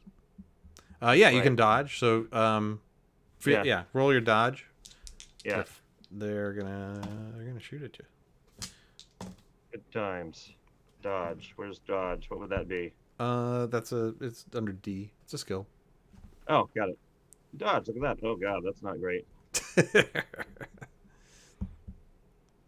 Hang on. Nope. Didn't dodge. Yikes. Did you crit fail? Did you roll doubles over the skill? No. Yes. What'd you roll? 75. Okay, so you didn't roll 77 or yeah. So no. So you failed to dodge. You kind of slip and fall down, but luckily they were kind of surprised and they sort of shoot wildly. So the bullets ping into the wooden walls of the Victorian, sort of right above your head. So yeah, you're still there in the hallway, and they just shot at you. So that's all done. Now it's a new round. I guess we'll go to the folks who are still fighting a standing pig, El Santo and let's see, El Santo and actually we could say that you guys overcome him, and then the other two run away. It was inevitable. Just because we're running out of time here. So the pigs run squealing, their tails between their legs. On the bodies of the pigs, which by the way now have human faces now that they're dead or incapacitated, they don't have badges. They're wearing like cop uniforms, but they don't have any numbers or cop badges or name tags on them. It's got uniforms. Maybe that's more of these diggers messing around. The They diggers, definitely have the haircuts of cops and mustaches. Squares. Oh, squares. I'd like to search one of them, see if they have any sort of identification. Yeah, you find. Let's see. you find radios on them, and you find they all have 38 guns. They have ammunition for 38s, like a speed loader, and batons and flashlights and notepads and that kind of thing. But again, no badges. And there are 2 cop cars out front. If you turn on the one of walkie, them is blocking the, and you find the keys to those cars. One of them is blocking the whatchamacallit, your one of your cars. What did we come here in the first place for? well, You were we going to just get in your ran cars them. and tootle down to Lower Haight. Let's take a cop car. Much cooler. My car's out front. Yeah. So's mine. My Chevy Nova. Take 2 cars, but someone's got to drive that cop car. Yeah, that's real discreet. Yeah, I'm a CIA agent. Yeah, we're just let here the to spook F- take the pig car. I got my Ford Shelby. Shite up. Okay, so you get on down there. You can start up the car. It's a cop car. It does have a shotgun in the like mounted and locked in it. Each of them. And Who wants to ride in the cop car with Del Santo? He will race the 1960 San Francisco police car down to the Lower Haight escort and put the light on and everything. Oh yeah. So yeah, his you're not drawing attention at all that way. But sure. down there. Who else is going in what car? What's it? I'm taking my car. Okay. And anybody who wants to. You might- If anybody wants to hop in my Nova, Yes. my pad's down There's Lower room for Haight. I need 6 to people. go and I've There's got room room for, like, for one 6 in my people Ford in that Shelby. Is there any reason we should leave a car here? Because my car is here too. Should we leave the car here? I mean, Swingers wasn't until the 90s, so I I'm think happy we to should not probably- drive. You want to hop in my car then? Yeah. You got a VW camper van, right? Still have, I still have the wound in my leg. Perfect. So I'm like, yeah, Perfect. I'm happy Okay. to All hop right, in. so we got a little caravan. Moon, who are you riding with? Thanks, Starchild. Cop card. All right. You're taking so a cop car? we'll- Okay. So you guys get in the All right. vehicles, head down to Lower Haight. Are you going to the lab? Are you going to the address that you have for Mick, the murderer? Or Oh, what? yeah, let's check out Mick. Yeah. The cars will really freak him out. The cars. I'll turn the siren off before we get there, and then we'll approach without all of the. I thought Mick was the victim. He was not the victim? Apparently that was the John. Right, so the John is the victim, right? The John was the murderer. Oh, okay. Got it. Okay. So and that's the guy who finds. So we'll pull the cars out to the side, and we'll all get out at the same time from our various cars. And Okay, so the house you pull up to, yes, Moon. I grabbed the shotgun. Okay, you find the key on the ring keys that you have and unlock the lock. Shotgun has 5 shells in it. Okay, and then the oh god, Delta Green characters with shotguns. It's just, are there handcuffs? Are there any extra handcuffs around? You could definitely Never find. helps. Yeah, have extra. I mean, you can grab them off of the. I should have said they had those. They definitely have handcuffs. Sure, I would grab So you could have that. grabbed, up to 4 pairs. Yeah. So the house you pull up to is actually less in. It's not really in Lower Haight, but it's kind of down there. It's more over by Alamo Square. It's a giant Victorian painted Oh, black. I know that one with the big turret. Yeah. The big. Scott knows Yeah. this place. Mm. And it's rumored to be kind of a happening pad, but more for the dark folks who are into more of the dark pleasures Yeah. in life. Yeah. A likely source of this problem. I have a question. Oh, Yes. Was Aleister Crowley in San Francisco at this time? Crowley was not, but This is Anton. Anton LaVey was. And Yeah. this is, All in right. fact, Anton looking him LaVey's up. house. Yes. Uh-huh. here, kitty. I mean, I don't know. You might know. It's pretty. I mean, I'm sure he wouldn't mind people knowing. It'd be knowledge. It's Yeah. not. It would be knowledge at that point. That Yeah. Anton has a tiger. Yeah. This is. I mean, That's awesome. I'm gonna know because I'm in Lower Haight, Yeah. and I'm gonna know the Westerfeld. Yep. Yeah. So yes, the Westerfeld is the address that you have. So For Doc Mick. is our tour guide at this point. He knows the way. Okay, so you guys pull up, cop car, sort of, Yeah, we're we'll at give the it a block so we're Westerfeld not on the we're not too obvious. northeastern corner of the Alamo Square Park. Again, not quite as many hippies hanging out there. It's more of an upscale neighborhood. And out front, this gate, the very tall steps that go up into this imposing mansion. Professor Monda says, "Carnies for Satan,"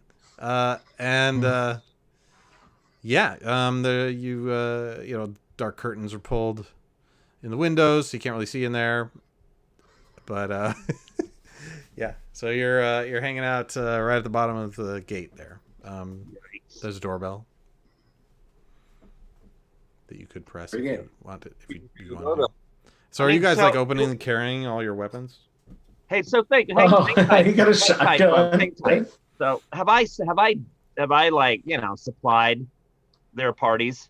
Perhaps. I'm gonna say sure. I mean, yeah. I mean, yeah. I'm in the neighborhood. I mean, yeah. I'm You certainly, know Anton. Sure. Yeah, I'm sure I've supplied. I should like if we have an inquiry here, like would you want to going gun swinging, or perhaps I could be the neighborhood friendly supplier. Lead the way, Yeah. man. All right. All right, so you ring the bell, and the door opens, and just like framed in the doorway is this woman dressed in a red dress that with a plunging neckline that goes straight to hell. Just Oh, heaven. black-haired, straight cross-cut, just kind of looking down with an imperious manner. She says, "Is that Doc?" Indeed, in the flesh. Yeah, there's been some nefarious goings on in the hood. I think you must know what's going on. Yeah, so this is a woman that you know as Vera. She's part of whatever Anton's got going on here. Mhm. And she says, "Well, what do you want? This is so early." What time is it right now? 1 o'clock. Oh, 1:30. they're just like waking up. Exactly. Right. Well, we're just there's been some distinctively negative vibrations overtaking the hate, and just we're here to keep the peace and set things right. So do you Can't want to come have in? these vibrations, please. Like, can have a moment of your time? We'd be grateful. Of course.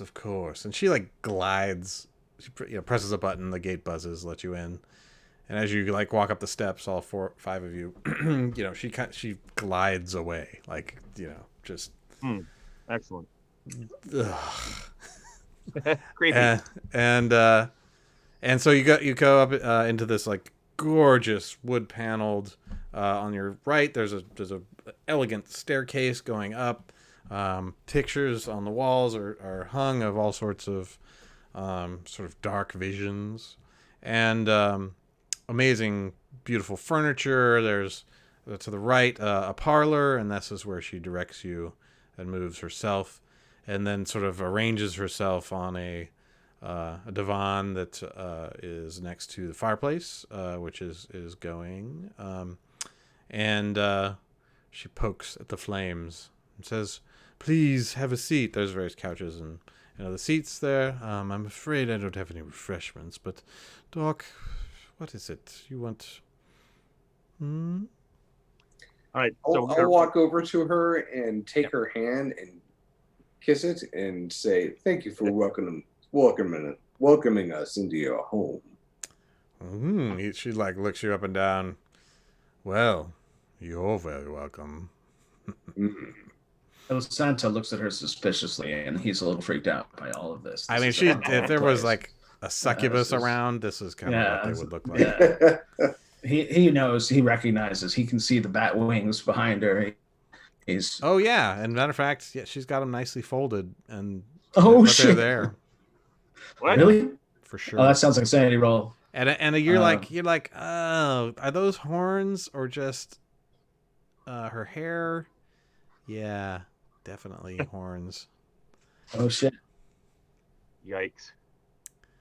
is that a C? Would you say? Sounds like a I couple was just of my well, exes, please make yourself actually. comfortable. I mean, it's, we're just. I think there's some wine.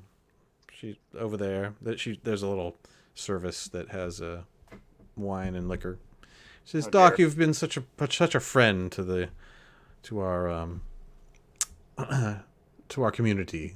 Please help yourselves, and your friends can help themselves too."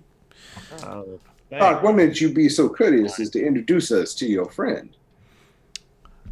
So I'll make the introductions to Vera. Yes, I Does am Vera. Vera. Vera does not always look like this, correct? No, she always looks like this. She does. Okay. Yeah. Well, maybe not the devil Not the devil horns and wings, but you guys are all kind of seeing that because Yeah. El Santo's seeing that. Yeah. So it's Or like, makes you think. is it hallucination? Is it not? She never. Yeah. She certainly. You didn't see her have horns and wings before, Doc. Right. Got it. Yeah. Okay. Got it. Yeah. All right. right. Can I take a gander at this this wine? Is this more is this just like, is it okay? I don't want to be rude. It's a nice table wine. Partake. Nothing particularly special or whatever. Okay, But great. they also have some gin and some gin and vodka. Excuse me. Be polite. and, I'll partake. bourbon. Share it to others if they want some. So just go and offer it to them. El Santo won't touch it. This is a dark place.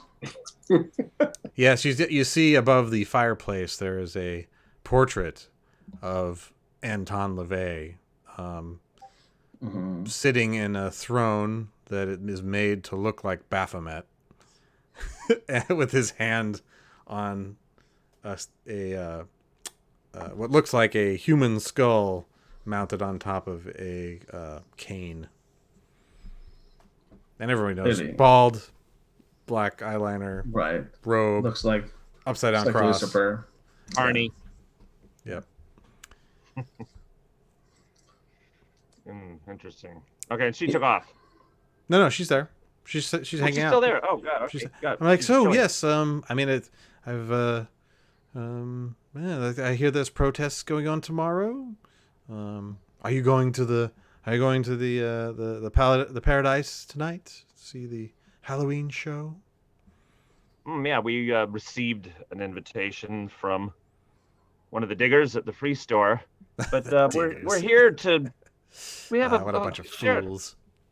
curious vision that we experienced earlier today. Perhaps you would know something of A vision? Oh well. a vision of a procession. Of this procession that's happening tomorrow. Are you know anything about this? You mean the silly funeral for Hippie or whatever it is? I mean, I've seen the flyers. Indeed. Yeah. Are you involved with the production? No. This is something that is. It's just some random art happening or something. It's not serious. All right. Well, thank you for that. Interesting. Yeah, we both also seem to have shared a vision of some strange importance, or maybe not. Maybe it's. Well, just would you like to fun- read the cards? All right, please. Oh, My- all right. any So she like insight would be lovely. gets up again. You know, her dress has like a long train on it, and she glides over to. There's another room that has like sliding doors that are open right now, but it has like a desk and stuff. And so she goes over there, grabs, deck of tarot cards, and comes down and says, "Oh, yeah, let's there's a table that she pulls out and starts and says, "So yes," she puts it on the deck. Doc, you're seeing visions. You say, "Well, put your hands upon the cards and focus on the vision." All right, you put it on there. And then she says, "That's good. That's good." So, then she shuffles. Actually, she cuts and then deals some cards. The first card that she deals is is death. Of the Greater Arcana. She says she sees your reactions to that. She's like, yes, it's death. This doesn't mean we're all going to die, of course. It just means something is transforming. And then she pulls another, and it is the Ace of Cups. She says, "Oh, there's some person here who is trying to create plenty. Interesting." And then she, this is the past, this is the present, and now this is the future. She pulls the Tower. And you all like are looking at this card, and it's it's the Crowley Tower, the painted tower, and so it starts to move as you all watch it. The lightning striking it, and the abstract shapes falling away, and repeating to do that until sort of a void opens in the card, and you see what looks like a meadow. Like it's sort of a void opens in the card, and it's this sort of circle that opens as the lightning like coruscates around it, and the shapes pull back. It's like rotating through more than one dimension, more than 3 dimensions, more than 5 dimensions. And you see this vision into the card that makes you all make a sand check as you see some kind of place. Where do I find? I want to get one of these decks. And the next thing you know, the card is on fire. Oh boy! And she's like, "Whoa!" Her composure is like gone, and she's just like, "What? She's like trying to put it out." Yeah. So sand checks were successful. El Santo failed. El Santo failed. Lose a sand. 1. Unless it's violence, but nope. I think it's unnatural. Lose a sand. Okay. Anyone else succeed or fail? Bummersville, man. No, that's 1 for you, Doc. Mad, bad, and terrible to know. If you failed, and then 88. 88. Oh, that's a critical fail. Okay. Well, luckily Max was 1. But hey, you have a fun insight into the nature of what's on. So you, because you're hallucinating, you hear more than see where it's going. Right. And what you hear is Daoloth. Daoloth. So this, whatever opened up and showed you that was the visual sound that it made. Just the voice of did you make or lose your moon? 91. Oh, okay. Lose 1. So yeah, you so Doc, you're sort of caught in a loop. Yeah. You're kind of so the fire, she puts it out. She's like, "Well, that was surprising. What is I suppose the tower is never a great card, and it indicates that our world will be destroyed." That's a little extreme, isn't it? Our whole world? Did you not see the card? I've saw never seen the card. cards do that. She's like shaking, like her hair is out of place. That's how the cookie crumbles. El Santo smashes his fist on the table and says, "Damn it, witch! What can we do to stop this?" That's how the bee bumbles. I don't know. I don't know. Why do you come here? Told you he saw the future. We know what is going to happen. Someone is going to die. Well, what is the? Everyone's gonna die. What else do you know about this? I'll let Doc tell her if he wants to. It's a weaponized phantasm brought on by a mass psychosis. Clearly. Or maybe nothing. Clearly. He's going nuts right now. What the hell are you talking about, Doc? Are you? It's an Have you been expression of self-medicating? man? comorbidity or quatramorbidity.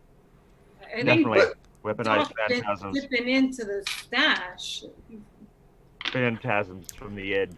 Well, Do we what talk is it that brought you in the first the murder? place? I mean, was this just a social visit? I ask about the murder.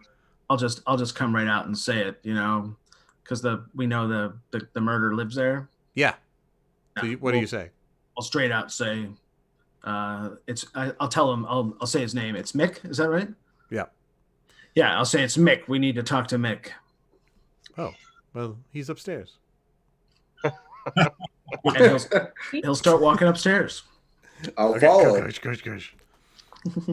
Okay, so Like the genetic. yeah, so you head upstairs, and it's another big landing. There's a few different rooms, and that sort of thing. And then there's another set of stairs that goes sort of up into what looks like a turret, but there is a gate on it that is closed. But you can see through it. It goes up into a turret that has windows all the way around. You can see that sort of from downstairs. And you see a guy who's like up beyond the gate, up sitting in the turret. He's like got a window open and just smoking a pipe. I'll put my hand on El Santo's shoulder and say, "Excuse me, brother. One moment," and I'll attempt to kick the gate open. You take a close look at it. Unless you want to do it for effect, it actually opens Yes. towards you. Yes, I want to do it for effect. Okay, so you probably grab it and yank it open. Okay. Okay, so you do that, and you hear a weird sound from upstairs, like a low growl. And the guy up there says, like, "Whoa, hey, man, what are you doing?" El Santo charges as soon as he can, as soon as the gates are open, just like a bull out of it. Okay, bump. So you find yourself in a room The that's innocent.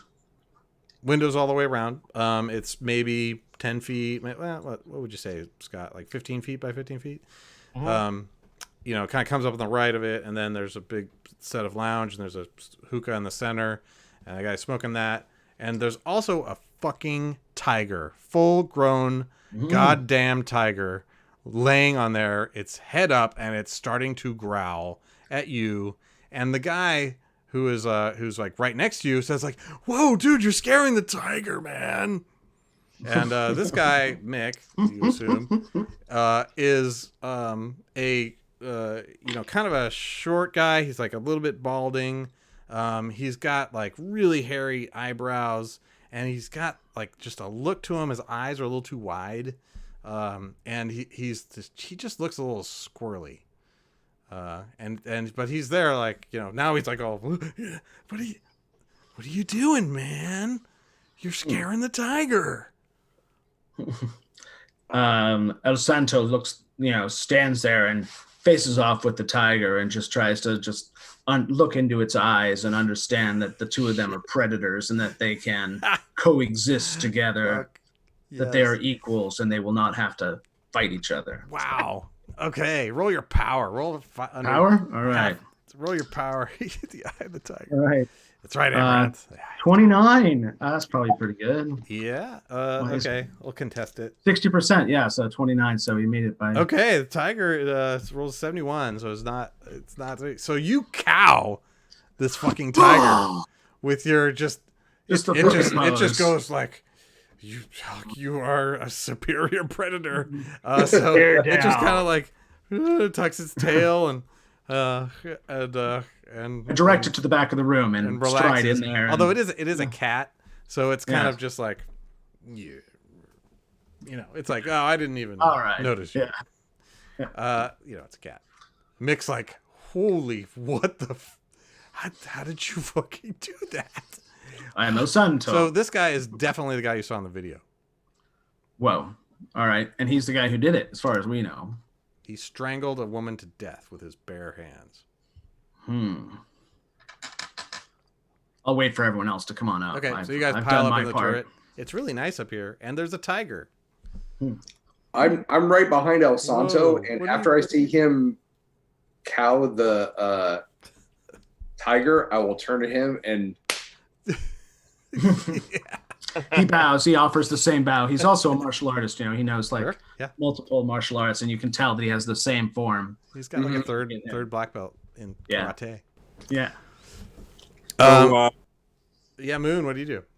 I take my shotgun and I put it in the guy's mouth, and I say, "Why did you kill that woman?" He's okay. So Mick, he's like, "What are you talking? I don't know what you're talking about. I didn't kill anybody." And you can roll human to see what if he's lying. Human. Human.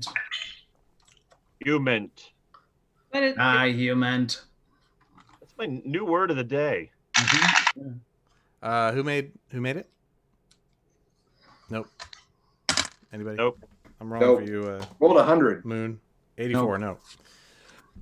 100. Who? Oh shit. So who rolled 100? Hundos. So you're convinced that he is telling the truth. Oh yeah, for sure. Like 100%. Like you might even. You essentially crit failed as bad as you can crit fail. So you put your hand on her shotgun, and you're like, no, this is not the guy. Moon, baby, come on, this ain't him. All right.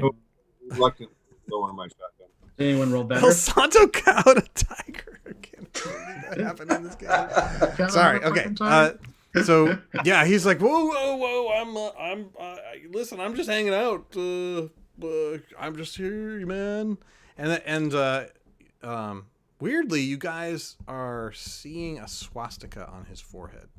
Oh shit! That shit ain't cool. What's that on your forehead, Mick? What are you talking about? I got none up here. What are you talking about? If there's a mirror in the room, I want to grab him by the head and point his face at a mirror. Sure. No swastika on his forehead. It's not in the mirror, but it's still on his head when I look at him. No. Once you sort of concentrate on it, you guys all saw it for a second though. Got it. What are the chances he's made some kind of deal with some fascist devil cult? Is there maybe an occult roll to kind of get a sense of? Are you saying that? I think you're saying that out loud. Okay. He's like, what are you talking? I mean, what have you gotten yourself involved in? It's all about empowerment here, man. And we're just, Yeah, and where do you get your power? Satan has got a bad rap. Yeah, show me the power of Satan. Is that what you're doing? Is that what's causing all of this? Is that what's creating this madness? Causing what, man? I don't know what you're talking about. I mean, we had a black mass last night, and that was fun. I mean, those girl got fucked, and it was good. It was fun. But we didn't, what? It's just my religion, man. Although I always thought that I should start my own religion. So I'm going to suggest that. Can you not point that shotgun in my face, please? I didn't do anything. I think you should keep pointing it at him. I don't like this guy. Well, I don't like you either, lady. Jeez. Fair enough. I do not think that he wittingly did this. I believe that he foolishly summoned demons into this fine place. No, there's no such thing. And listen, no offense, guy, but I mean, the real demons are, to be honest, the mud races. What? The what? Knew it. El Santo punches him in the face. Well done, El Santo. Raises her shot. What, man? Fuck you. Shit. It's just facts, man. There's gonna be a race war. You might as well be on the right side of it. I mean, Fuck you, motherfucker. Oh, that's what Helter Skelter right there. Oh, you did not. You did not. all right, so you beat the fuck out of He Mick. wants to go without quite killing Oh, yeah. him. He doesn't quite kill him. Yeah, But I inch let of his him go as life. far as he can before that happens. So the turret is quite high, Oh yeah, by the way. yeah, it is. The windows are right There's some there. spiky fences all around too. And there's all these spikes shit. all around the Dude, This is Oh. an observation. I don't condone. What'd you say, Honda? Oh, I was just saying, do we really need anything from this guy? No, I don't think so. I think he's a false lead.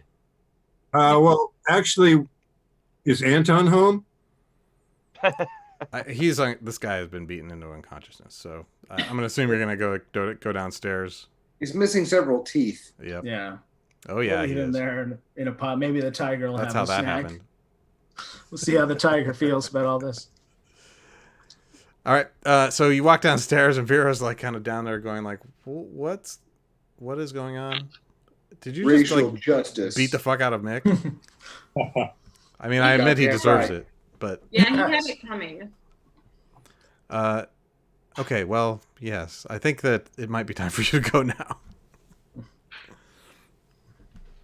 I can tolerate Satan, but I'll have nothing to do with fascists. And he walks out of the place. Nice. That's a quote of the night. And there's a sparkle in his eye as he looks into the camera. I have no truck with Kitty. fascists. Thank our kind hostess. Thanks for the wine. Okay, let's see. I'm going to give you for free since you're so smart. This is somebody who knows a lot about the occult, so you may want to ask about Daloth. Yeah, we need to. Before we go, that reading. There was some whispering, some muttering, some bit of a vision there. I don't know. Does the term Daloth mean anything to you? She like puts her finger on her chin. Yes, it is the servant of the spirit that it can be summoned. I think we have a book. She goes and goes to the library in the in that other room that she got her cards from. And she brings out a book. It says like, yes, here it is, Daloth, the opener of the ways.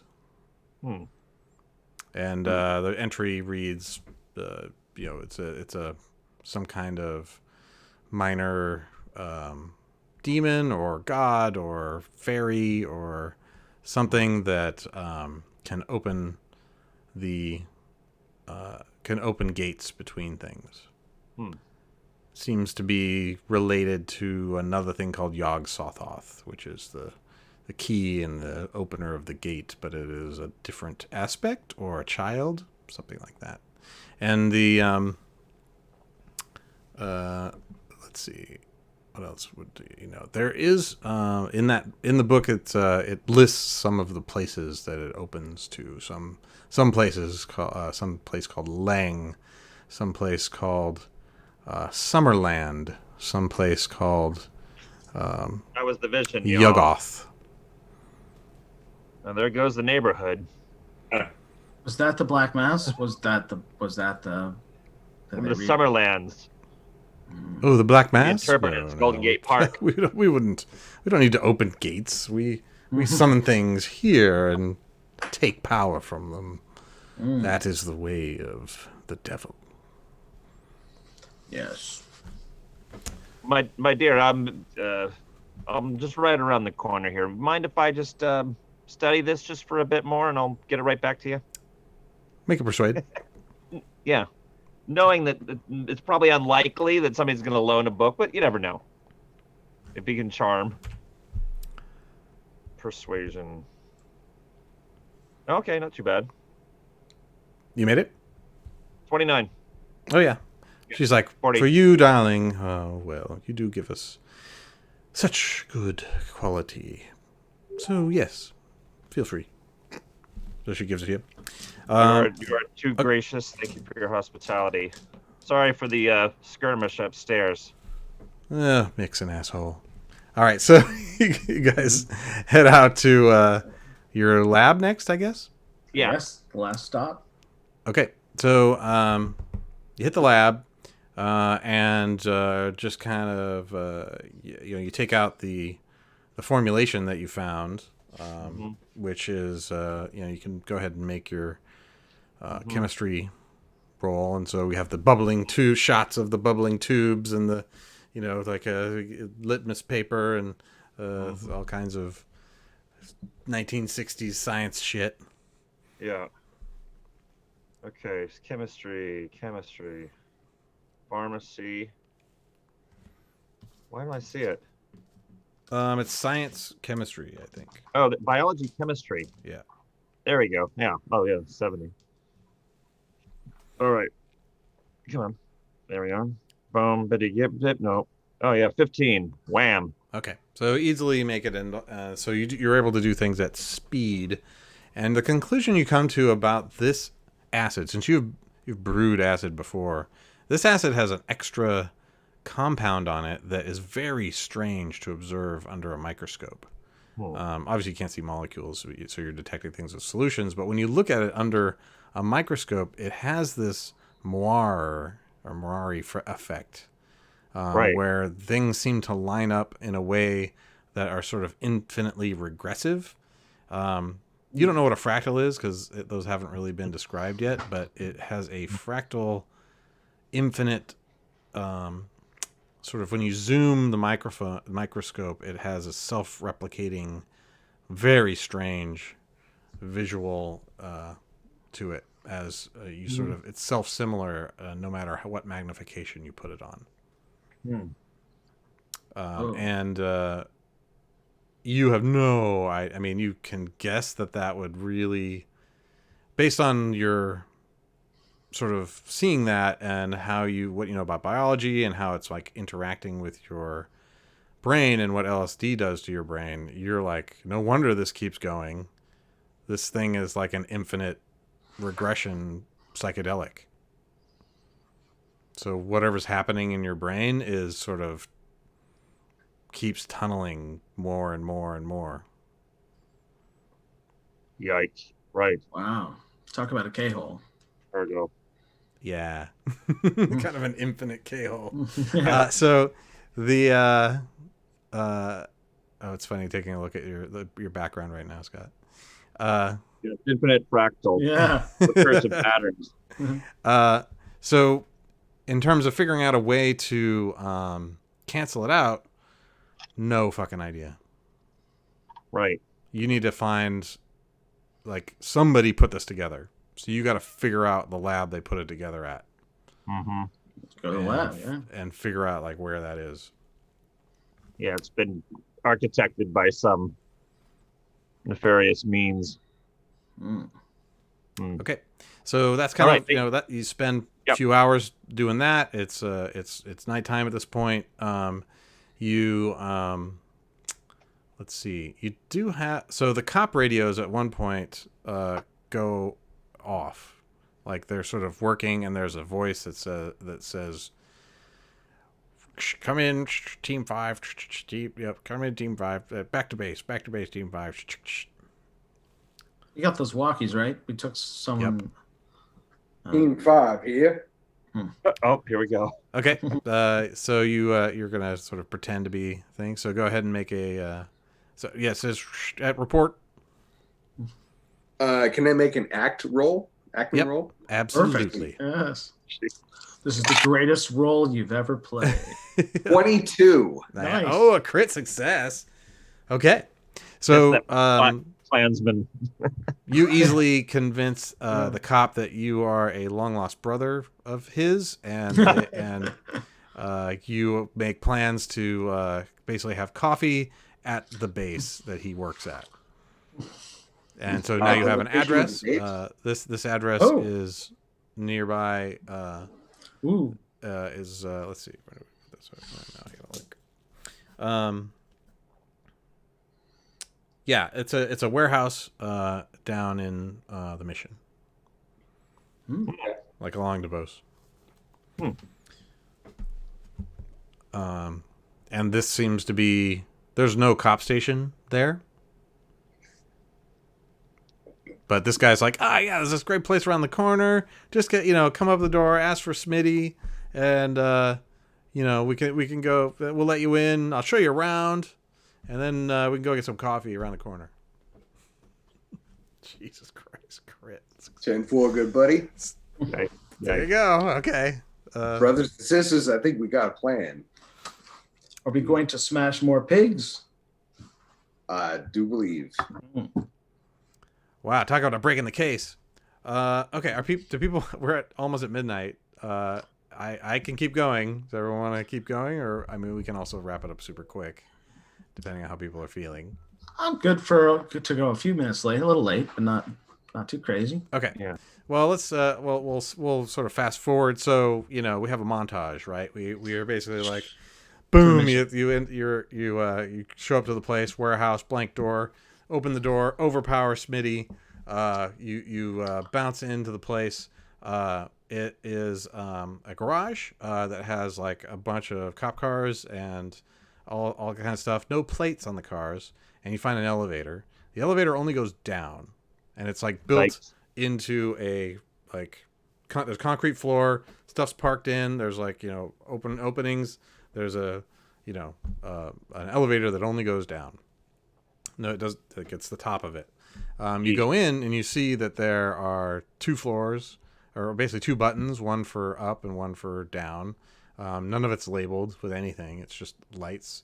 You press the buttons, you go down, and more. And we montage some more on the open it up. You guys are heavily armed. You guys meet some resistance. There's some more pig cops that you kill.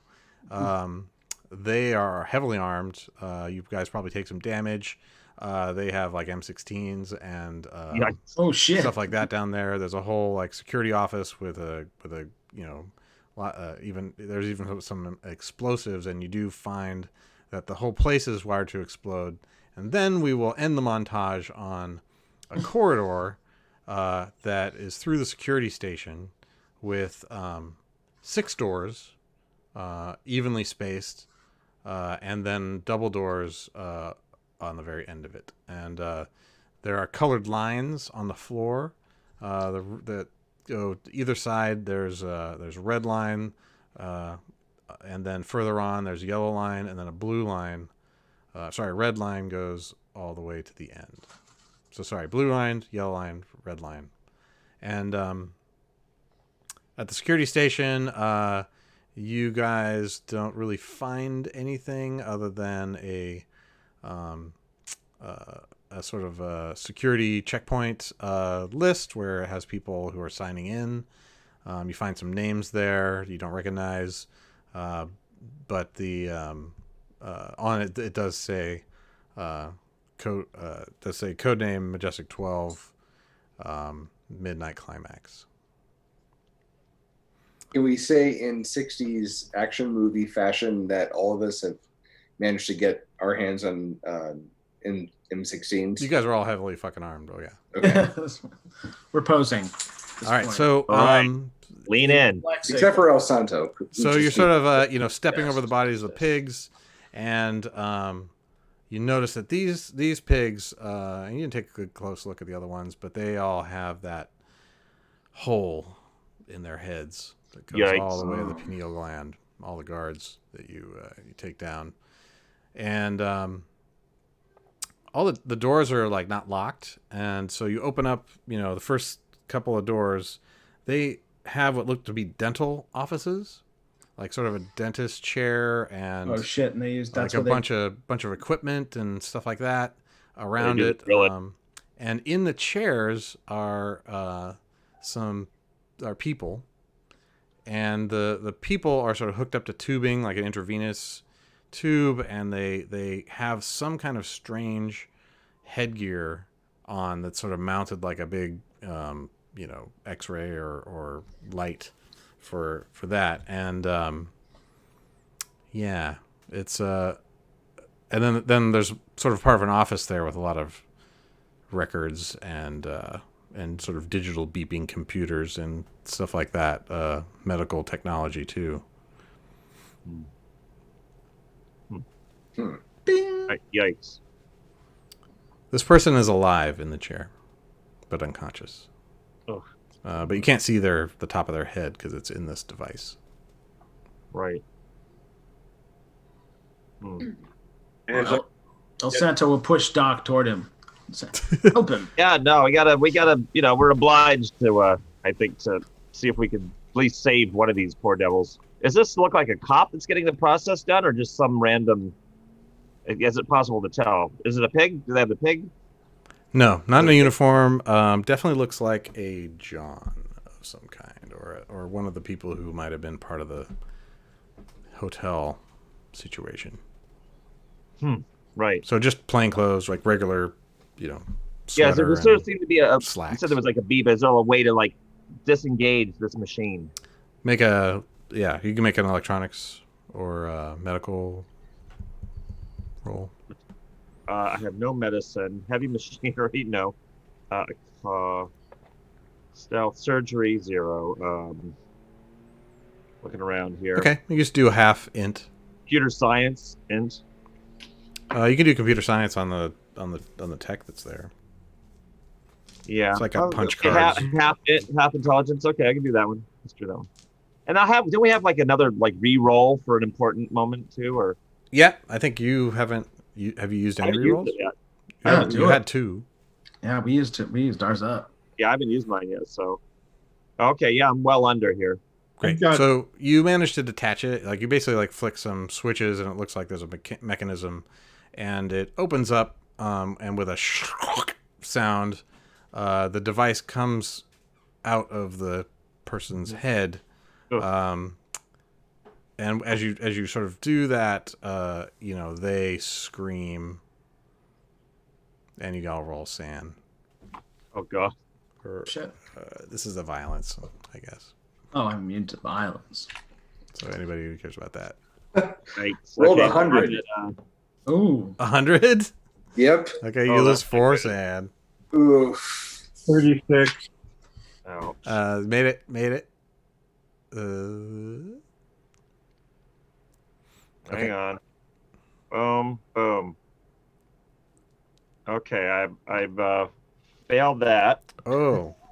Okay. Let's see how close are you to your breaking point? Oh, only 1. You lose only 1. Okay, I have 2. I'm 2 for my breaking point. Yeah, this will do. That's getting you closer. So yes. Also, you're hallucinating. So there's like auras around this, and it looks like there's tubing that was in their pineal gland, and it was extracting a liquid that was going to a bottle that looks like the blotter bottles that you have. Oh no. And I told you they're draining their souls. They're demons. so the next set of rooms, you peek in there, and the person there's more chairs with people in it, in each one in each room, and those ones are different. There is no difference between the machine and the people, and it seems their flesh has grown into the machine, and the machine has grown into them, and it is actively dripping. The bottles are over full, and so it is dripping whatever it's extracting from them. Drip, drip, drip, drip. I have a question. Close the door. You mentioned something earlier that the whole place is wired to explode. Yes. I'm curious about how that is achieved. Yeah. That's going to be a thing that you go do at the security station, and then, GTFO. get the fuck out. If we decide to nuke the place from orbit, we need to retrace our steps. And Sounds like it. We should hit the end. Go to the last room and see the final horror. I think. absolutely, Obviously, El Oh, yeah. Santo. Sure you want to do that? El Corazon. He's ready to. Art. Come this far. So the last room, you open up the door and you're not. It's really hard to understand what you're seeing because, you know that you see the chairs, and the chairs are sort of there, or at least the bottoms of them are.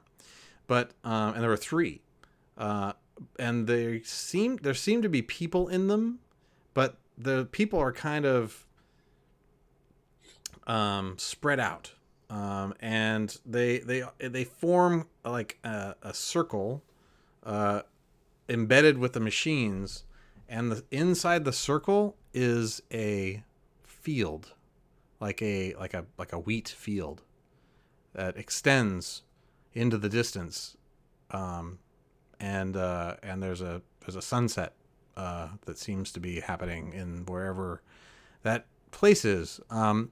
So you approach the inside of it, and it's just a crazy perspective. You easily see this is a circle of machines and people, all sort of thinned out and combined in a sphere, or not a sphere, but a flat gate.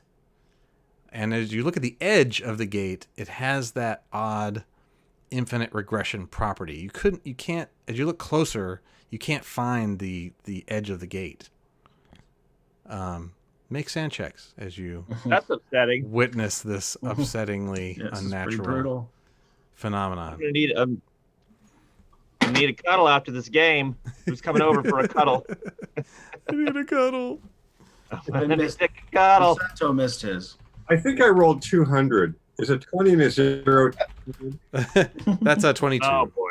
So 22, that's yeah. a critical success. So you actually don't lose any sand.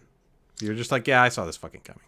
El Santo failed. He's transfixed by the herringbone. 94. Yeah. Oh, that's not good. Oh. Okay, so El Santo loses 3, Ow. and Doc loses 6. Yeah. Fuck. Anyone else make it or not? Taurus Okay, you lose blew it. 1 if you make it. Taurus blew it. Taurus blew it. Okay, 2. It's a loss there, but yeah. So fight, flight, or freeze, Doc. So do I get to choose, or do you? You get to choose. You roll, right? No. You get to choose like your action, like in the moment. You've gone.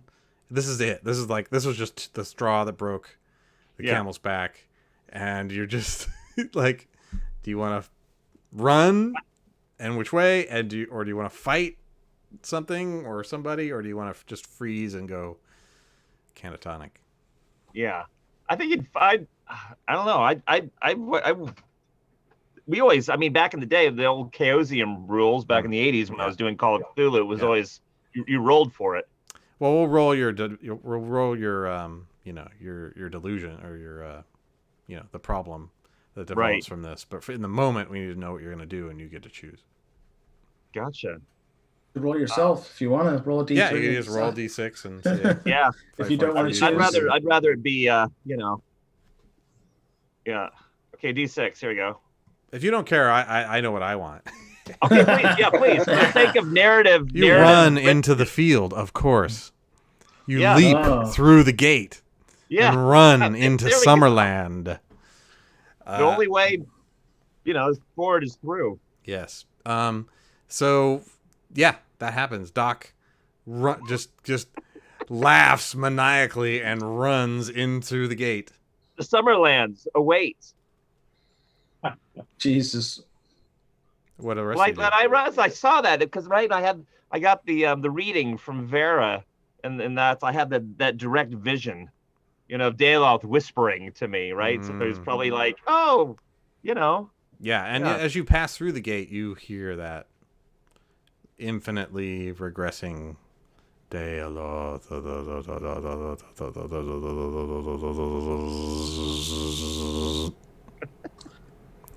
He beats me, but I love him. All right, so Moon, what are you gonna do? El Santo failed, so I think I should choose fight for him. Well, are you at a breaking point? Not a breaking point yet. Yeah, you haven't lost enough to really. I haven't lost enough, so I don't lose my shit. Yeah. Is there any way I can grab Doc and keep him from jumping into the gateway, or is he done? I'm gonna say no. Yes. El Santo looks at Taurus and says, he nods knowingly, like, we've got to nuke this from orbit. I mean, that's just the thing that has to happen. Oh yeah. And he'll just like, we're getting the fuck out of there. Sorry, All right. Doc. Moon Star. What are you gonna do? I'm all for nuking the joint. Absolutely. Yeah. Bye, Doc. Yeah. I mean, unless we can jump in there and try to like get him out, but I think. I assumed we couldn't go in to get him back. Yeah. You see him just running into the field. Like, yeah, you can see him. I mean, could we run and rescue him? It looks really nice. Yeah. Problem. It's beautiful. Yeah. It's almost too beautiful.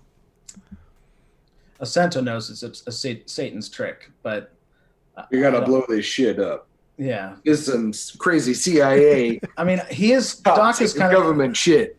I kind of feel like Santo might overcome, like, if he's got to save Doc, because he's got to help the helpless, you know? Yeah, I mean, that is one of your motivations.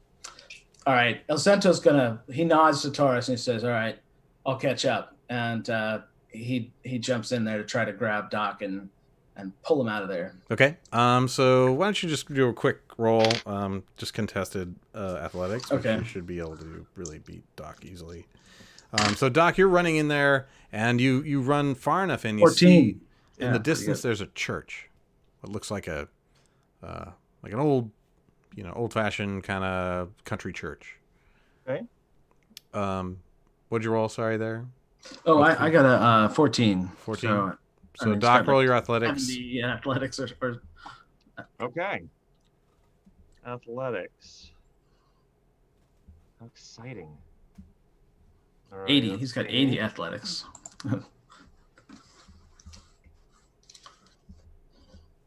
10, 5, 15.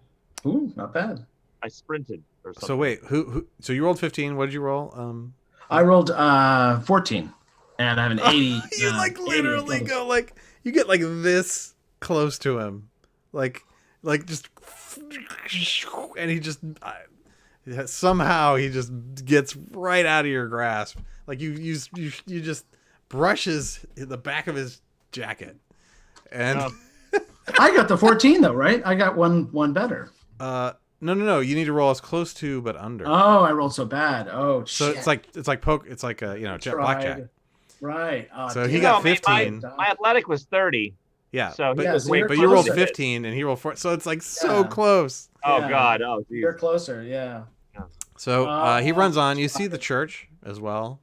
Yeah. And so Doc, you're what do the rest of you would like to do? Are you just retreating, or are you gonna try and go through?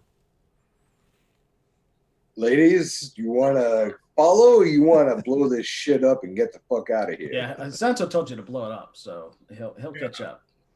Yeah, we gotta protect everybody. We can't kill ourselves and then shit goes crazy. We gotta blow this up. I agree. I agree. Okay, so you guys sort of retreat back to go set the charges, and then so Santo and Doc, Doc, you're just running, and I'm gonna say your derangement is like enclosed spaces, like you basically just have claustrophobia. So you just really don't. You just want to be in big open spaces because being compressed in that strange occult gate was fundamentally alien to anything that you could possibly understand. And so you would like to avoid anything that feels like that anymore, like being inside a small space, like an elevator or something like that. Okay, so you're running, and so there's this country church. And you see that there's a service going on there. There's a giant stained glass window that sort of looks like a sun. And the sort of there's light from the inside, light from the outside. It's just like a beautiful, the gloaming of a summer's day. And in the few minutes you've been here, it's just getting even more breathtakingly beautiful. And you feel this too, Santo. And can I try this to church resist is it? there. You see it has a cross on the top of its steeple, and it's so as you get closer, it looks like the kind of church that you would see in any kind of rural community. It's kind of got whitewash, humble. And as you get closer, you hear, singing. Like there's hymns. It's too far away to really recognize them though. And so you get closer, and I'm gonna say you finally calm down, Doc, and Santo. You catch up to him. Doc, and you look back, around. and It's a trick. there's a hole in reality back there. Right. Definitely still there. And we need to get back. Doc, get your head together. Where's what persuasion is my my mental state and faculties? You're sort of ran yourself exhausted. I'm under sand. What's that? So I'm under sand. Yeah. Right? No. You hit a breaking point, so you Right. are El Santos slaps you rattled, in the face. and we Wakes you now up. reset your breaking point to be whatever your breaking point was minus your POW. So your power. So you basically have a new breaking point. Which is probably like 11 less or something. Okay. Yeah. And so basically, as you go crazier and crazier, you develop more and more delusions. Right. Breaking point 40. Okay, so it would be down, be like 30. Okay, got it. Okay. Can I handcuff myself to Doc? Click. Yeah, he's gonna be Nice. disoriented. He's disoriented. Yeah. Just And like, then- oh my god, where and are then- we? Just start running. If I have to carry him, I'll grab him and carry him. But we need to get the hell out of here. You gonna go back? Yeah, I'm gonna try to Or force are him you to go going to the back. church? No, fuck the church. I'm gonna get the hell out of there. I mean, I think Doc is definitely, there's a part of him that's still like pulled in by the beauty, the Yes. insane beauty of this, right? You can make an occult roll. Yeah. Both of you. But obviously, I mean, El Santo could very easily overpower Oh, yeah. him. So Yeah, I failed on my occult roll, but Okay. I'm still. Okay, let I me think he's try that. just like too superstitious to get anywhere near anything that looks like, it's a. Well, but this really looks like a nice. I mean, this is the kind of church you would go to. Yeah, he doesn't trust it because he just went through a weird. I mean, his occult roll is terrible, so he's going to continue to be a religious nut and avoid anything to do with this. 14, close. Oh, Doc might have a clue. Did you? Sorry, you bet. What's your occult?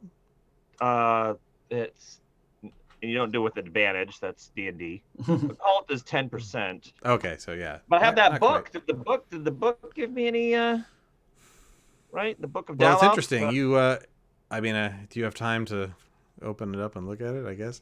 Yeah. You might have had time before, so we'll say Yeah. it gave you a few points, and Right. specifically about Summerland. Yeah.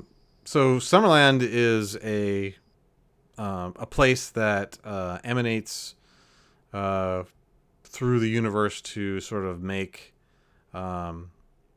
it lives to create the utopias. Like it's a utopian dimension. It's heaven. And so Dowloth can open the gate to that dimension and let things that are in it, they might be beings, they might be concepts. Is there a difference? Through. And so you get the feeling that this church is certainly a node in whatever utopian energy lives in this place. Whoa. Yeah, that's super trippy. Yeah, I rolled really bad on my occult, so I wonder. I'm torn. Like, would he buy this or would he? Well, you certainly aren't identifying it as any threat. Yeah. Yeah, except for the people in chairs with tubes in their heads and shit. Yeah. How we got here is the part that El Santo would be like, what the fuck? This is a trick. You feel not it's right. like it's interesting. Go ahead and make a willpower check All right. because you're really feeling that everything's fine. 4. Okay, so yeah, you are halfway convinced, but yeah, you still remember that awfulness. Yeah, I'm gonna be stalwart. It just feels like there's no way he can compromise. He's got to follow with honor, and he came here to do a thing, which is to get his friend out of there. Mm-hmm, right. So he's gonna get him the fuck out of there, whether he likes it or not. Okay. How are you feeling about the willpower?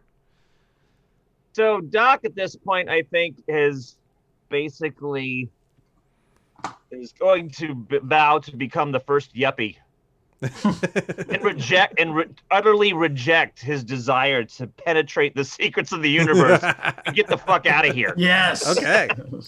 All right. So you guys retreat. Like, I'm done with all this secret searching. I'm like, let's just get out, and I'm gonna go. And actually, I should have said you do lose one willpower when you go through the gate, and then you lose another one when you go through. I'm gonna go into advertising, I think. Oh, when you go back, you lose another. Yeah. It drains, Jesus! It drains a willpower out of you. I'm done with this. I'm gonna go blow up my own lab. Yeah. Okay. And some of that so C4, whatever that it is. took a C4. little while. How long were you guys gonna wait to blow shit up? I don't I think think we 30. would wait a while. Like, Till 2 minutes before the end of the movie.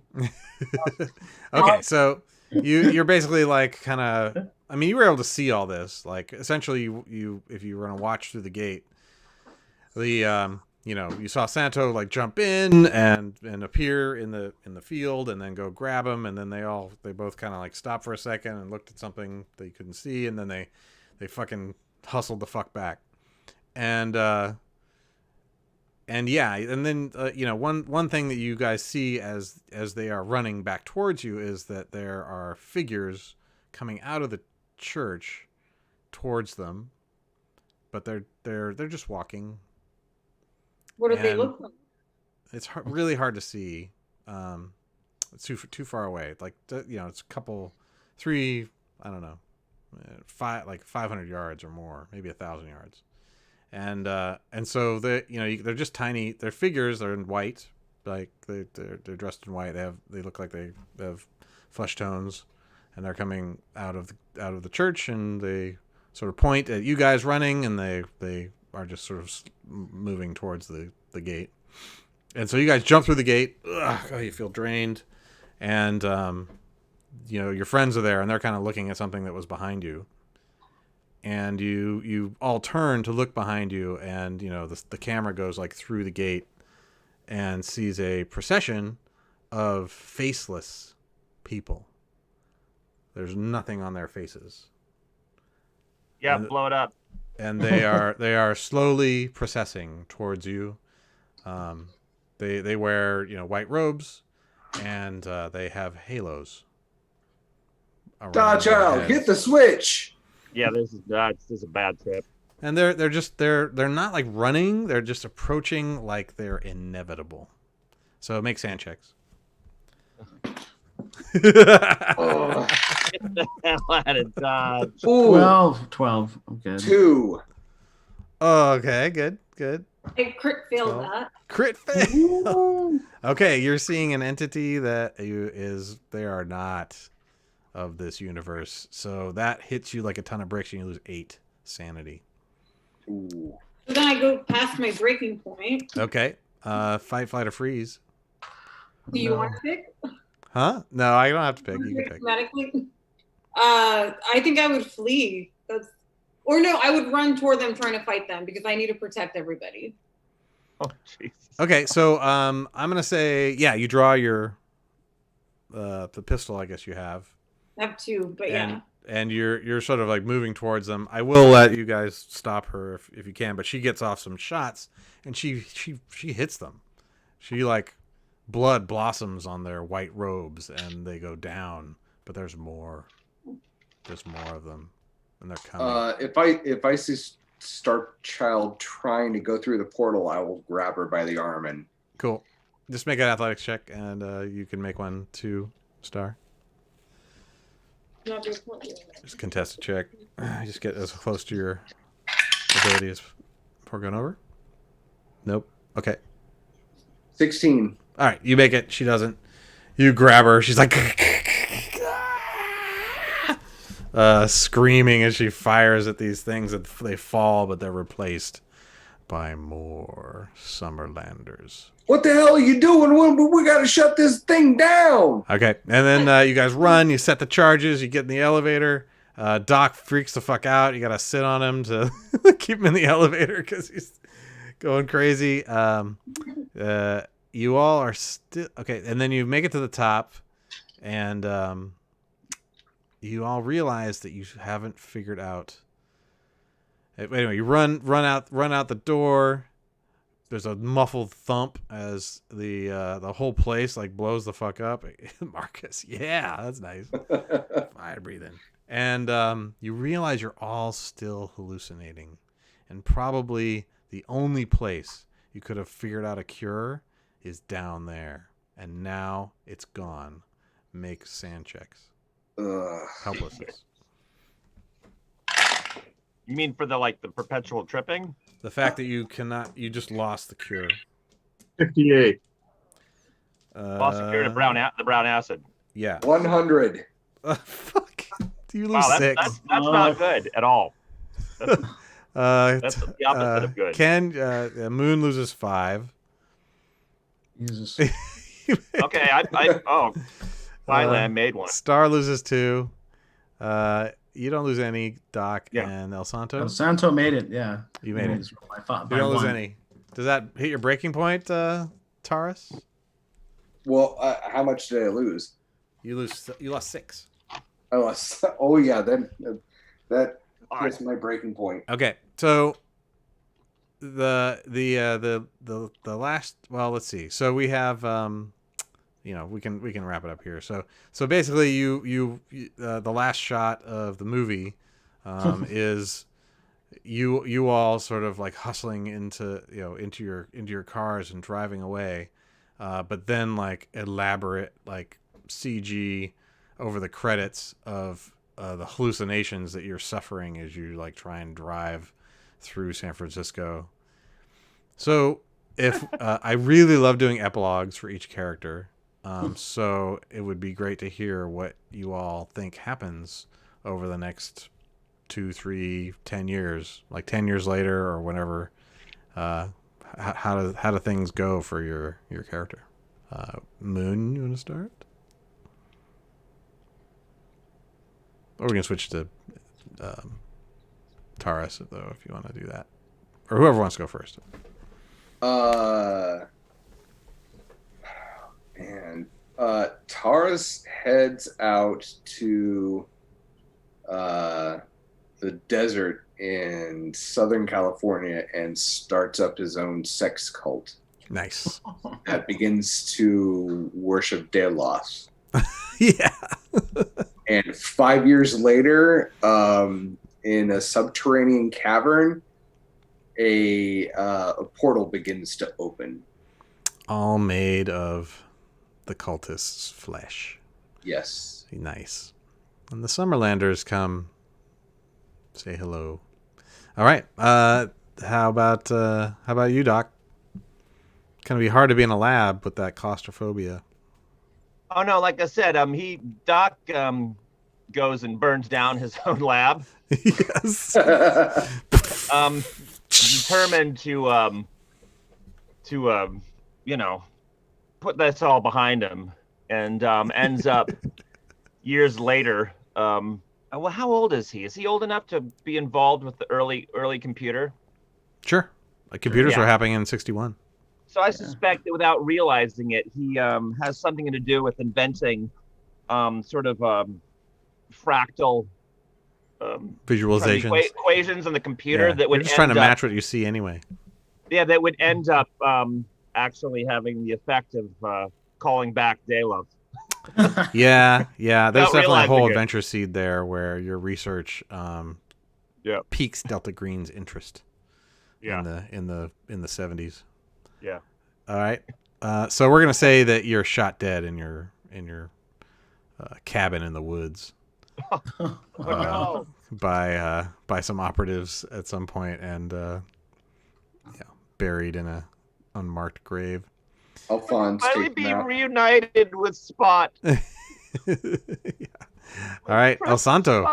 El Santo is down by the border. He's getting gas at a gas station, and he sees a small child say "Tormenta," and then there's like a tornado in the background, and he kind of looks off into the distance before he drives off and takes the child with him to bring him to an orphanage that he starts down there, where he trains them to be warriors and fight against demons. All right.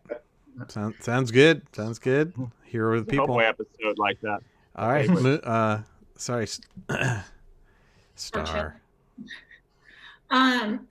So at the start of the adventure, Starchild was already completely fractured in her personality between Starchild and the fact that she was an FBI agent, and it all got kind of blasted apart anyway for her. Mm-hmm. So this just sort of completely added to that. So now you have maybe multiple personality disorder. Yeah, I think there's going to be something going on with that. Like she goes back and forth between the two, possibly ends up in insane asylums, in and out for a while. Yeah.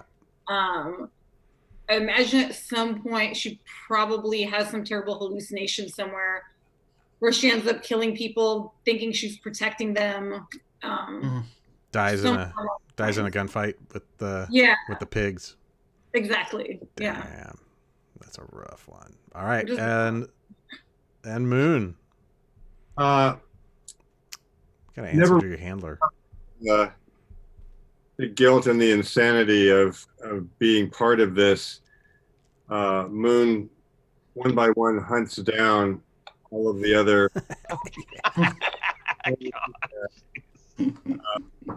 Ending up with Santos, who she decapitates. You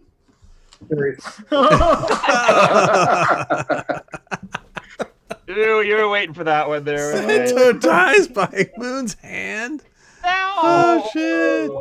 I've been waiting to get this out the whole time. Shit, Wow, that is that's beautiful. brutal. Oh. Yeah. All right. So there we go. That was the death of Hippie. And I really, really appreciate everybody's time. You guys did amazing. What a great story. I mean, we went Well done, everyone. we went long, but it was worth it, I hope. And thanks to everybody who donated, Marcus and all the folks in the chat. I hope you really, really liked it. This is the sort of quality entertainment you can expect from Shadow Stories and Midway Tabletop. So Need a cuddle. thank you. Need a cuddle.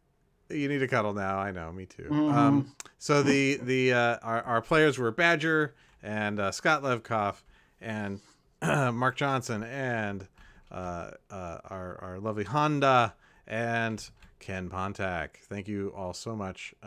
We're kind of out of time, so we'll leave the goodbyes for later. But please do come and check out the next shows we have coming up, which are going to be Marcus Flores running some fun stuff on Tuesday night for episode 12 of the Eternium Roads, where we reunite all of the players who've been on separate quests. It's going to be crazy fun. And then we're going to be, Mark will be there. And then we're going to be doing more wrestling on the following Friday. And then Blackbird D&D on the Sunday after that. So coming up, even more good stuff from Midway Tabletop. I'm Marty Kaplan, executive producer of Midway Tabletop, and your keeper of forbidden lore for the evening. And thanks, and we'll see you, hopefully not in Summerland. He's loving Daloff. All right, bye. Yeah, Daloff. Yeah. Ay. Bye. Bye, everyone.